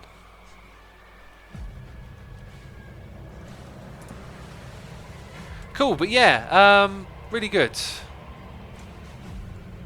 Really good. What do we want to do next?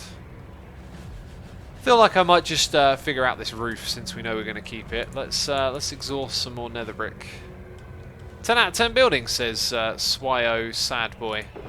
Thank you, appreciate that. And don't call yourself a sad boy, don't beat yourself up. That's something that I think about a lot. Internal chatter, internal dialogue. Everyone's got a little voice in their head that says bad things to them. You know, you're not good enough, things like that. I think that voice is too powerful for some of us. Or maybe some people naturally know to tune it out. But it's a thing we all have. Like I said, maybe some people don't. Maybe they tune it out, you know. I certainly have it, and I try never to give it power, you know.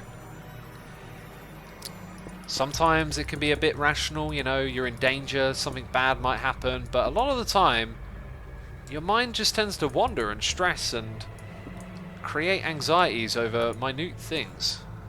I think it's good to take note of what it's saying, and then recognise if it's really that rational or not, and a lot of the time it's not very rational.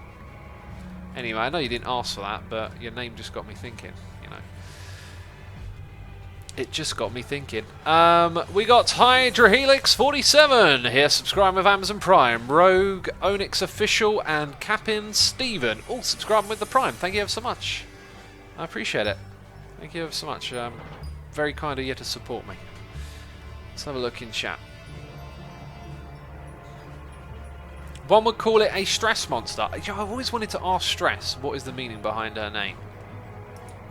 I do want to know, like, is there like some deep meaning behind it, or is it like a just a thing that you needed to think of. Stress monster, that'll do. That sounds cool. You know? Maybe some of you know. Some of you probably... I don't know if she talks about it in her live streams or anything. I kind of want to know. Like, what is the thing behind that? Ask her now. She's not online. But return question. Why is your name Asuma? Says Cohen Hendricks. Oh, you know this one, Cohen. You know this one. Because of the music. It's because of the music. I've told that story many, many times.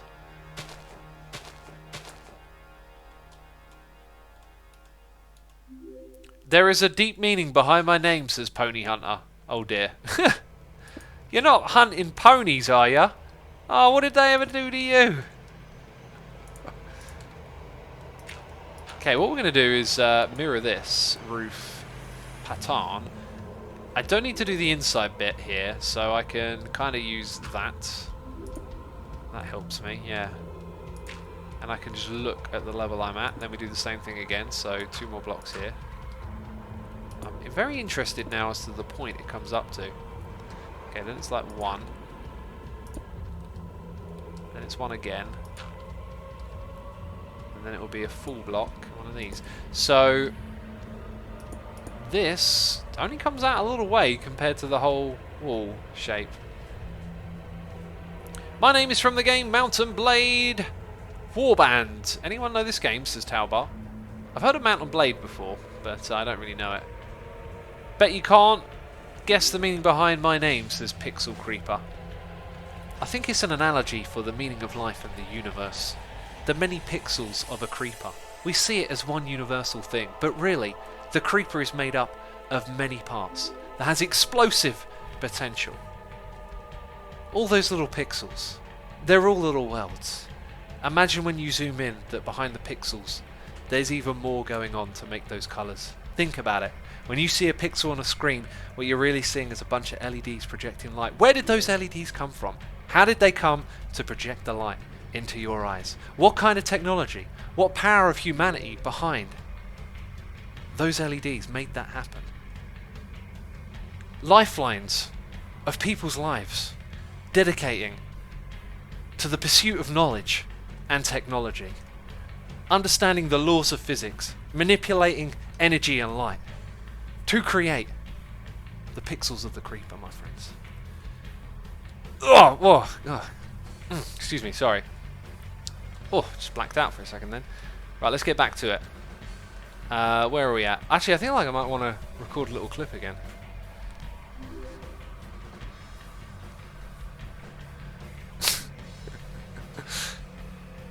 Technology, says Exoskeleton. Technology.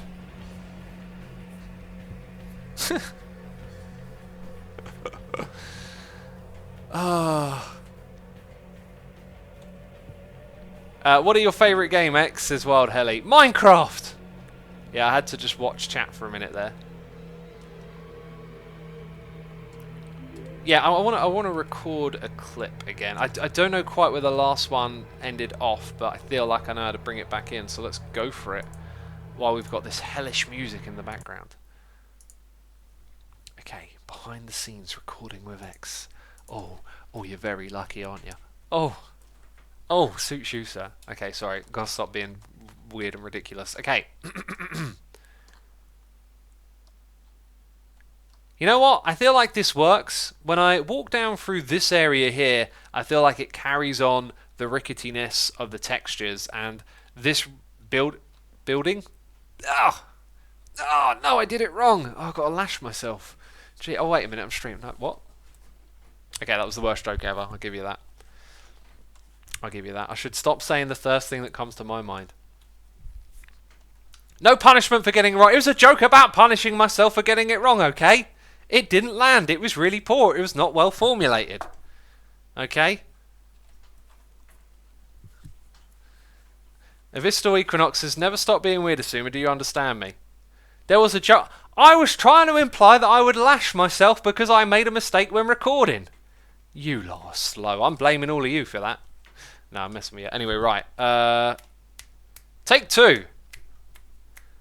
Take 2. I can't get my head out of that idea now.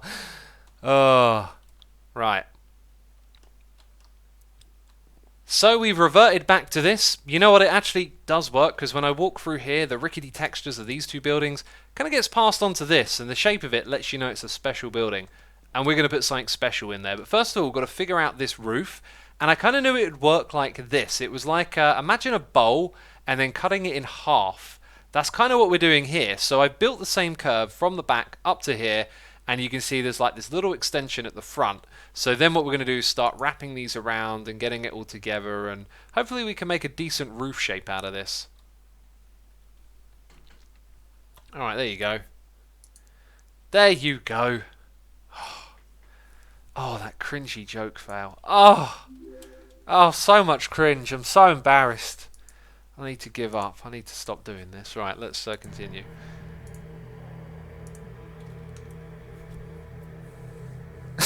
Pony Butt says, Pony, you should meet me IRL. She said, looking at the mirror. Oh. Oh. I literally pictured you standing in front of a mirror. Right. I'm such a weird mood today. Pony! Did I just call you a she? I'm so sorry. Please forgive me. Look, I'm an old man stuck in his ways, okay? They said, looking in the mirror. I apologise. I just still think a lot in terms of black and white like that, you know? It's just the way I was raised, and I apologise. That's right, says Ponybutts. Indeed. Let's put that one there, and then this one here, and then we can kind of get around to the next one. X has just confirmed he's a boomer, says Pog. I'm not a boomer. I'm not that old. I'm a millennium thing. Jeez, I'm a millennium thing. Leave me alone. Okay, boomer, says Goat Unicorn, you can't win.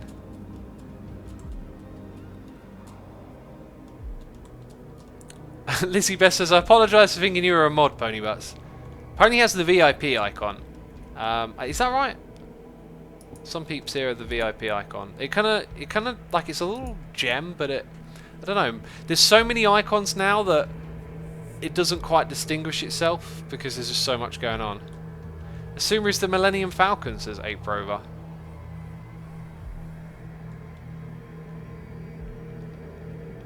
Vilk says, how old are you, X? Don't worry if you don't want to answer. I'm in my 30s, early 30s. So that makes me a millennial, I believe. But you know, when I first heard the term millennial, I literally just thought people born in the year 2000. But then I heard it used in other contexts, and then I was like, well, you know, maybe I'm wrong. Who isn't in charge of saying what these things mean? Right, I foresee something happening right where we're building. We're going to create a diagonal line down there, like a square wrapping of the corner if we don't accelerate a little bit. What I mean by that is we're going to leave this one open so we can bring this one around to the inside. You see what I did there? See what I did there? Little magic trick, okay? Otherwise, you can end up with like this just obnoxious diagonal line going through your build. It'll be like a wall meeting. How do I describe it? How do I describe it? Okay, so if I continued without making that little gap, this would go all the way over there until it's in line with that one, and that would actually be outside of the shape of the roof, okay? I think that's the best way to describe it. I might even need to knock... I am actually going to go back here and knock this back by 1, just to exaggerate what I'm talking about a little bit more. Let's make the problem... The problem? It's not a problem. That's kind of put it in the same spot. We may have to make another modification here. I'm not entirely sure. Let's try that then. Let's go 1 on 1 and then zigzag this through that gap. See, this is also going to make another diagonal strict shape, which I'm not sure we want or not. Red Revant says, how about a big cylinder room underground the Council of Death room that looks like an ancient tomb? Oh, that's cheers and bits as well. Thank you for your cheers and bits, dude. I appreciate it. The council... I don't know what the Council of Death Room is. Is that a project another hermit is working on, perhaps? We got plans for a big base. I feel like as soon as I said that, I shouldn't have said that. Did I just spoil something? I think everyone knows we're going to build a base, right? But we got plans for a big base. We're formulating some ideas. We haven't confirmed anything. So there will be other builds coming around in this area. And I'm really liking that we're just back doing a little bit of building. You know, we've done so many projects and other types of things this season, and now we're just getting back to some Minecraft basics, y'all. You know, getting back to our roots. So I think the way we're now zigzagging like this could be broken up as if maybe we didn't focus on having each of these stair blocks here, but I'm not sure. Actually, that kind of lines up with this naturally, so I think maybe we're on the right path here. What I want to do with this one... Oh, I need more slabs. Great. Great. Anti-Charm says, I think 80 to 90s births are millennials. 2000s to 220s are Gen Zs. Yeah, that's it. That seems about right. What defines Gen Z, though, says all the norms? Well, that's the great question, isn't it? Like, how do you define these generations? Is there a cut-off point? It's kind of rough, you know, and some people might be on the edge of estimations about where the different groups are. They also shift with perception, I think. Like, as time stretches on, you know, people talk about it and remember things differently, and then what might have been these 2 decades then becomes 3 decades, right? Based on what people say and think of stuff. So it's like a constantly changing and evolving thing. So here, we didn't do this last time, but I'm going to put those across this round. And I hope someone sleeps. What is generation categorization useful for? Marketing, says Wanaru. Great question, great question. Possibly for marketing? It's definitely... I think it would be good for marketing, not because it would be made for marketing, but because it is language that is used. And if people identify with that language, if being a millennial means something to you, then it can probably be exploited for commercial reasons, right? I think the use of having it is just to describe generations. It's about shortening what you're saying, really, isn't it? It's about, I want to describe this generation where these events happened. Like, the greatest generation went through World War I and World War II, which were just unbelievable events in human history of mass suffering and destruction and war, and you know, it really like defined and shaped a generation, which is why they call it the Great Generation. Us newer generations haven't had as much of that. War is, you know, is on the decline. It's always crazy to say we're living in peaceful times for people in war-torn areas, but war is like a historical all-time low. The amount of suffering that humanity has endured is at its lowest point globally. I know there's lots of other problems to solve, and saying that doesn't make everything all right, but it's a truth. And so generations go through different things. The Great Generation went through the Great Wars, and it defined a lot of people, you know. And so it's a useful tool of language to refer to people in a generation. Problem is these damn millennials. Your problem is clickbait news articles today love to write these BuzzFeedy things. Ugh. The problem with millennials today is millennials are complaining about a job. It's so like, oh, like you suck all the nuance out of a conversation that could be interesting and could be beneficial to people, and you just package it into this kind of like, I don't know, poking fun, prodding at a whole generation, just oversimplifying a big topic, essentially. Argus says I'm part of Gen X. I believe that makes you about 10 to 20 years older than me, right? Are you a millennial, says Racco? I believe so. Statistically, it's the safest time to live. I know, depending where you live, that may seem different, but worldwide, on average, it's pretty safe, says Anti-Charm. You're absolutely right. Technology has done incredible things to this planet. I read a book about it called Mindfulness. No, that's... Well done! Well done! Do you know what? I'll let myself... I'm going to press the dirt button, but I will Oh, did I just press a thing? Oh, now it won't go away. Okay, I don't know what that did. It might have shown that... Oh, wait, is the camera account still on? It's not. It might have shown something else on my screen for a second then. So, the book is called Factfulness, not Mindfulness. Mindfulness is another thing that I do. Factfulness. It's a really great book. Highly recommend it. Brings you up to speed on what's happening around the world, what things are like in different countries, because there is a general image of some countries that, like, you know, you might think Africa, third world country, you might think it's dirt poor and people are, like, I don't know, living in mud huts, that kind of image, right? There are still people, unfortunately, at that level of living or poverty or whatever words you want to use, but the country has progressed technologically and with all sorts of systems of health, electricity, and all these things, right? Africa, the continent, raving platypus there, correcting me.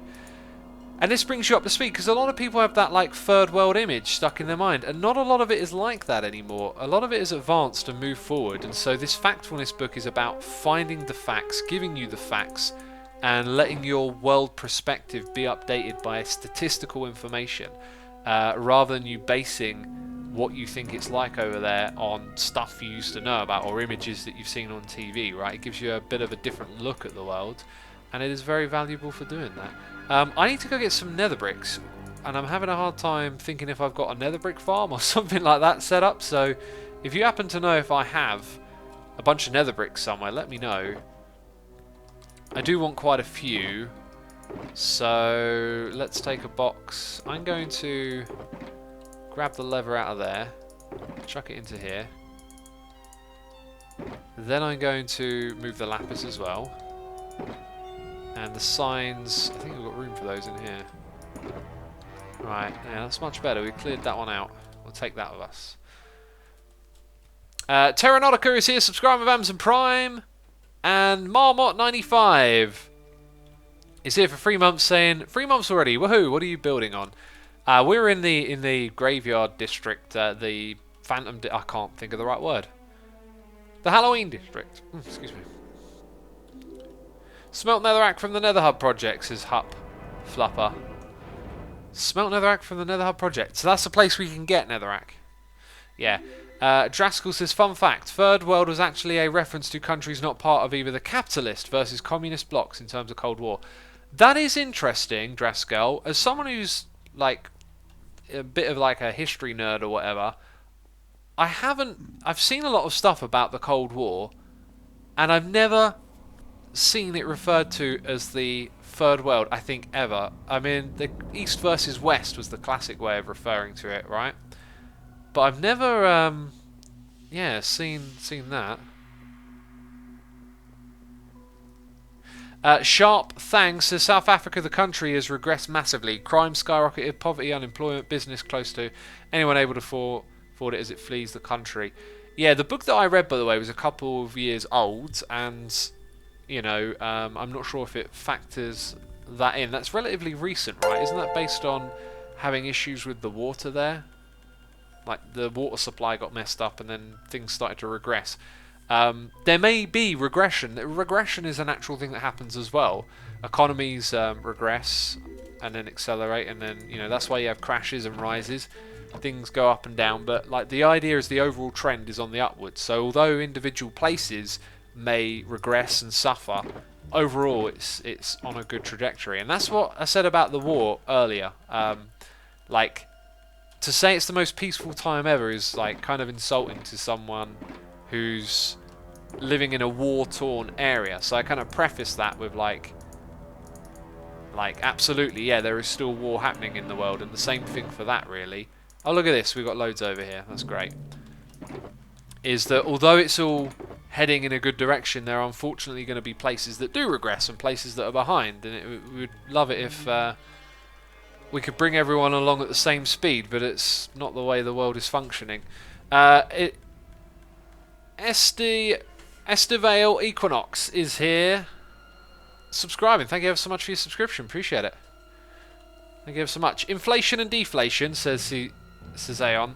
So I'm not an economist, and I don't know how inflation and deflation ties into you know, the rise and fall of economies. Like, you have crashes periodically every 10 to 20 years, going all the way back to the early 1900s when we sort of first began this global economy. Well, it was before that, but I haven't learned too much about how world economies worked in the 1800s, right? But in the 1900s, I learned about the different depressions and how some of them were started. I think the one around the 1930s in America, there was a lot of lending going on, and America really started to shift into lending to sell products, and more luxurious products made their way into people's homes. And there was so much lending and speculating that when some people started to pull money back, it caused everyone to withdraw, and then all of the stock kind of crashes. It's sort of difficult to describe again after I've heard it described to me, because the language isn't quite there for me. But I do kind of understand what's behind all this stuff. Like, we had that movie The Big Short, which helped a lot of people understand and get their heads around what happened in 2008, which was a lot of like stocks that were compiles of bets on other stocks, right? Like, if that stock performs, it's like that value is then hidden inside of these other ones, and there was so much of that stacked on top of each other that eventually it all fell apart. I mean, I'm really butchering these explanations, right? But anyway, what tends to be the common theme is that when things are going well, people tend to do things that are less stable. Like, there's more speculation, there's more betting and lending, and then that leads it into a collapse where that comes and backfires. That's a pretty accurate description for the major cause of the American Depression, says Anti-Charm. Oh, that's good to know, that you think that. I guess that means I remembered where I heard it well, right? And the place that I heard that particular story from is a really good historical news spot, you know, place to learn from, I've always thought. One of my professors told us that technically the US is one of the poorest countries in the world due to how high loans they have to take there for school example. Might be wrong, but looking up as how much people have to pay back in the US is up there.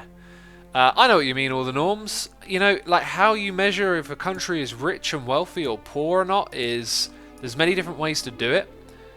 Depends who you're talking about. You know, if you talk about America being wealthy, there's lots of poor rural parts of it that, you know, doesn't see that wealth. The wealth can be concentrated. There's, you know, with numbers and talking about this stuff, there's many different ways in which to shape an image of the world, right? And sometimes it can be hard to get a truly kind of rational or descriptive perception of what's going on. Anyway, why did we start talking about this, about economies and whatnot? What got us here? That's the thing I struggle with when I do these streams, is that at some point I kind of like forget where it began and why we started talking about it. Because, you know, you want to bring it back round to the original point is the idea.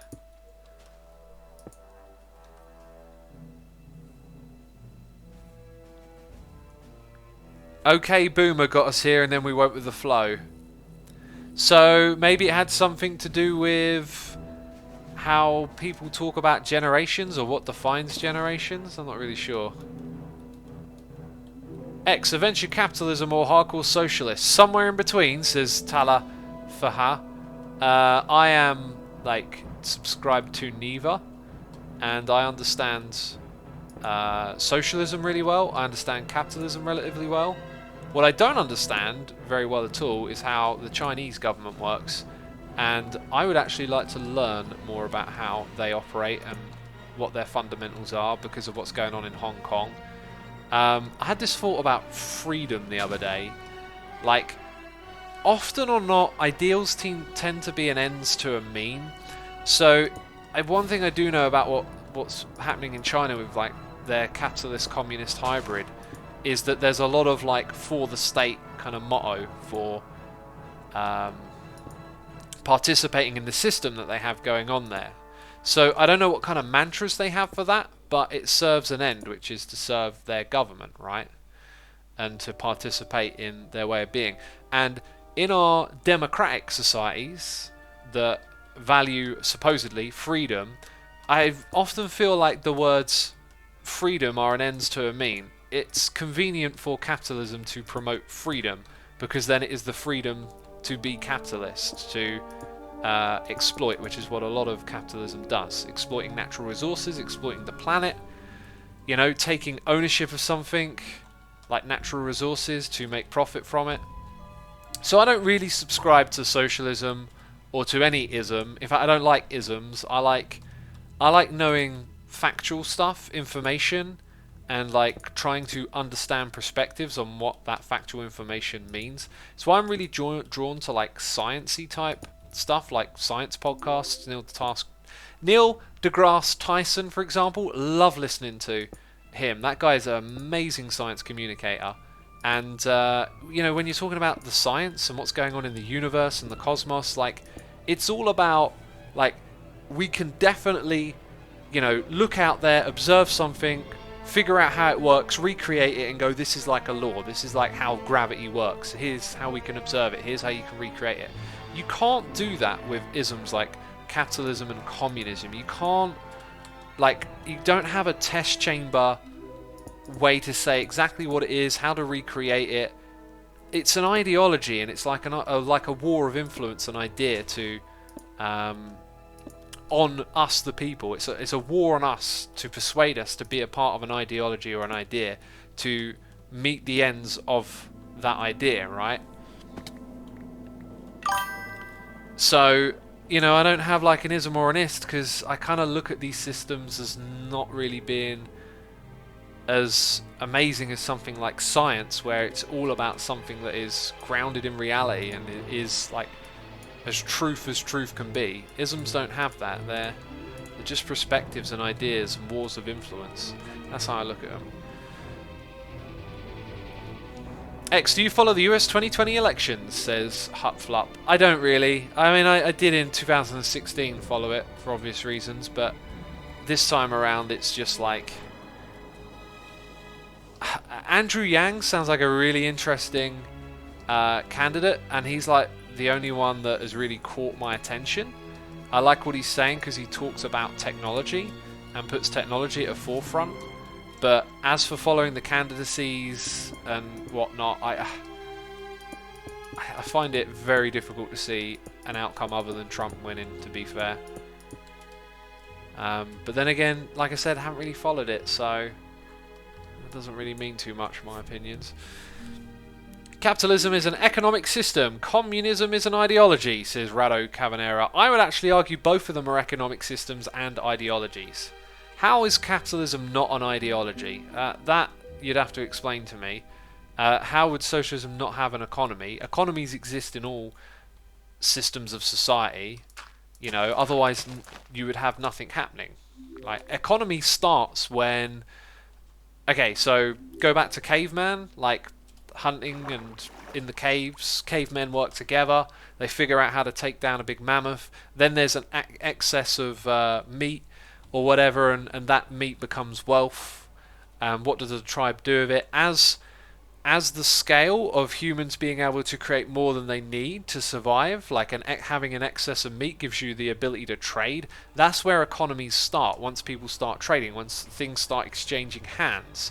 So, you know, you give cavemen a rifle, and they get really good at hunting down mammoths, and all of a sudden they got loads and loads of meat, so they can trade it with this other tribe over here that are great at chopping down trees.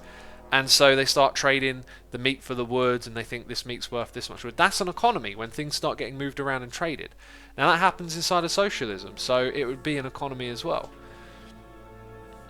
People need to believe in capitalism in order for capitalism to work, says Orbiterfold. Yeah, exactly. That making it an ideology. Today I learned here in socialist Denmark we don't have an economy. Hadn't noticed that before, despite living all my life, says Go Unicorn. Politics is the most concentrated expression of economics, says Surprise T. It could be, yeah. Politics, I would think would be a bit more broader than that, wouldn't it?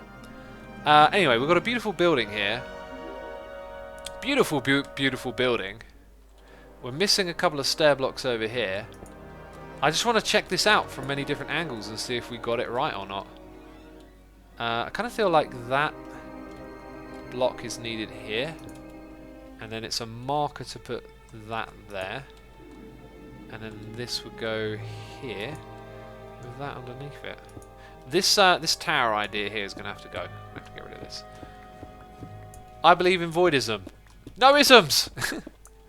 Or voidism. Is ism or something different? Ponybutt says the current topic is very different from the one 40 minutes ago. Wow. Yeah, we go all over the place here, don't we? We go all over the place. Capitalism cannot go beyond the economic system. Communism does not have an economic system, and all countries that didn't use capitalism fall pretty quickly. Remember USSR, says Rado Cavanera. Alright, so I'll end on this note. Okay. Look up the definition of an economy. USSR had an economy. It traded inside of itself. It moved resources around. It traded with countries around it. It traded with capitalist countries. There are crazy stories about Stalin ordering huge amounts of agriculture, I think it was wheat, to trade with other countries to get gold, and supposedly it starved loads of people. I think it's pretty well documented it starved a lot of people. I mean, just look into the history. There is economic activity. If there wasn't, nothing would be happening. It would be pretty bizarre. And what was the other thing you said? Right, so about capitalism. Like, these things exist at the same time in one instance, and they are at war with each other. You know, when the Russian Revolution happened, almost the next day, as they tried to withdraw from the war, other countries went to war for themselves, and then they had to stay in the war in different factions, fighting over Russia and fighting to keep their revolution alive. Like, they are conflicting systems that interact with one another.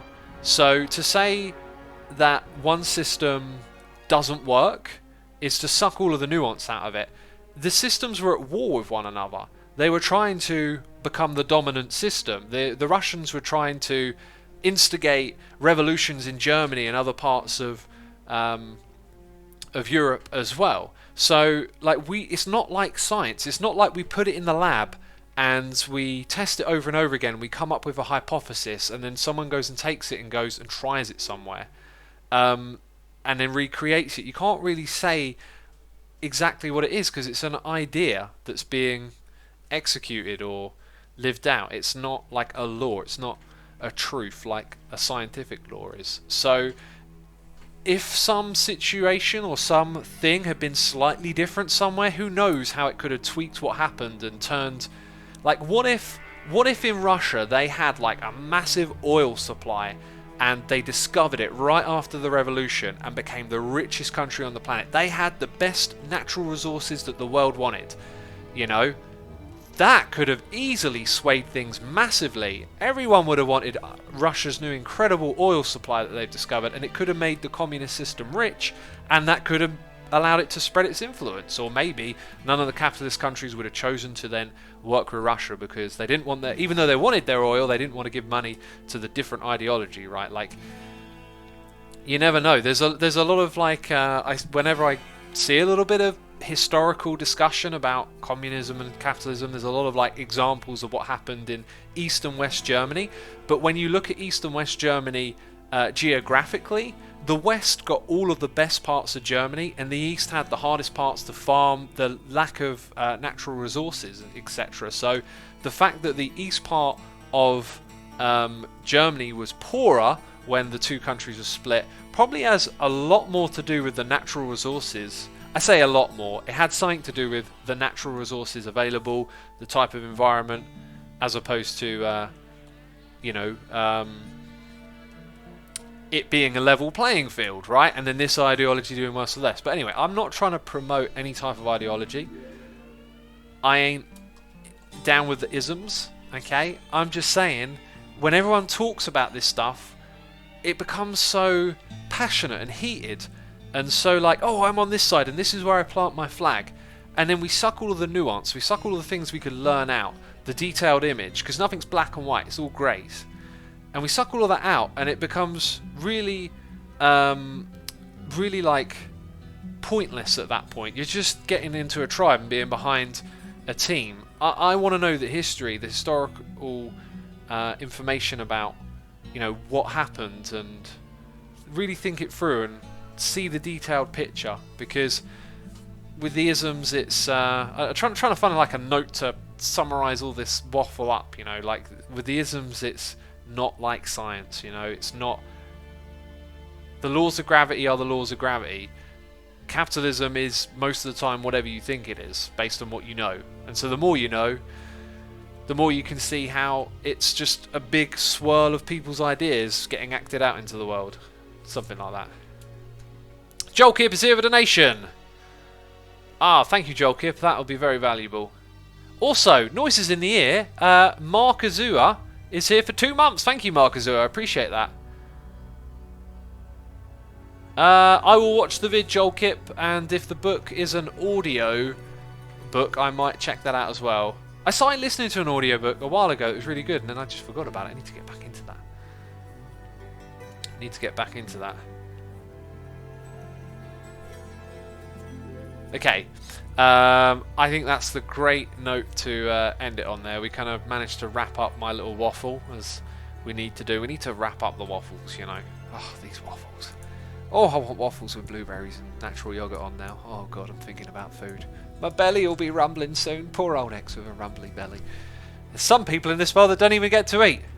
Jeez, I'm such a meanie. By the way, Full Symmetry is streaming Hermitcraft right now, if you want more of that. I told Ren just yesterday I would raid him if he was streaming at this time of day. So that's what we're going to do right now. Thank you to everyone who subscribed, resubscribed, donated and cheered. I hope you were entertained and enjoyed the stream. Thank you to all of my patrons. Make sure you subscribe to the second channel and the third one called Asuma Says. I might have a podcast coming here in the future. How long can I keep talking for? What's relevant to say? I don't know. Discord.gg/Asuma. Sign up.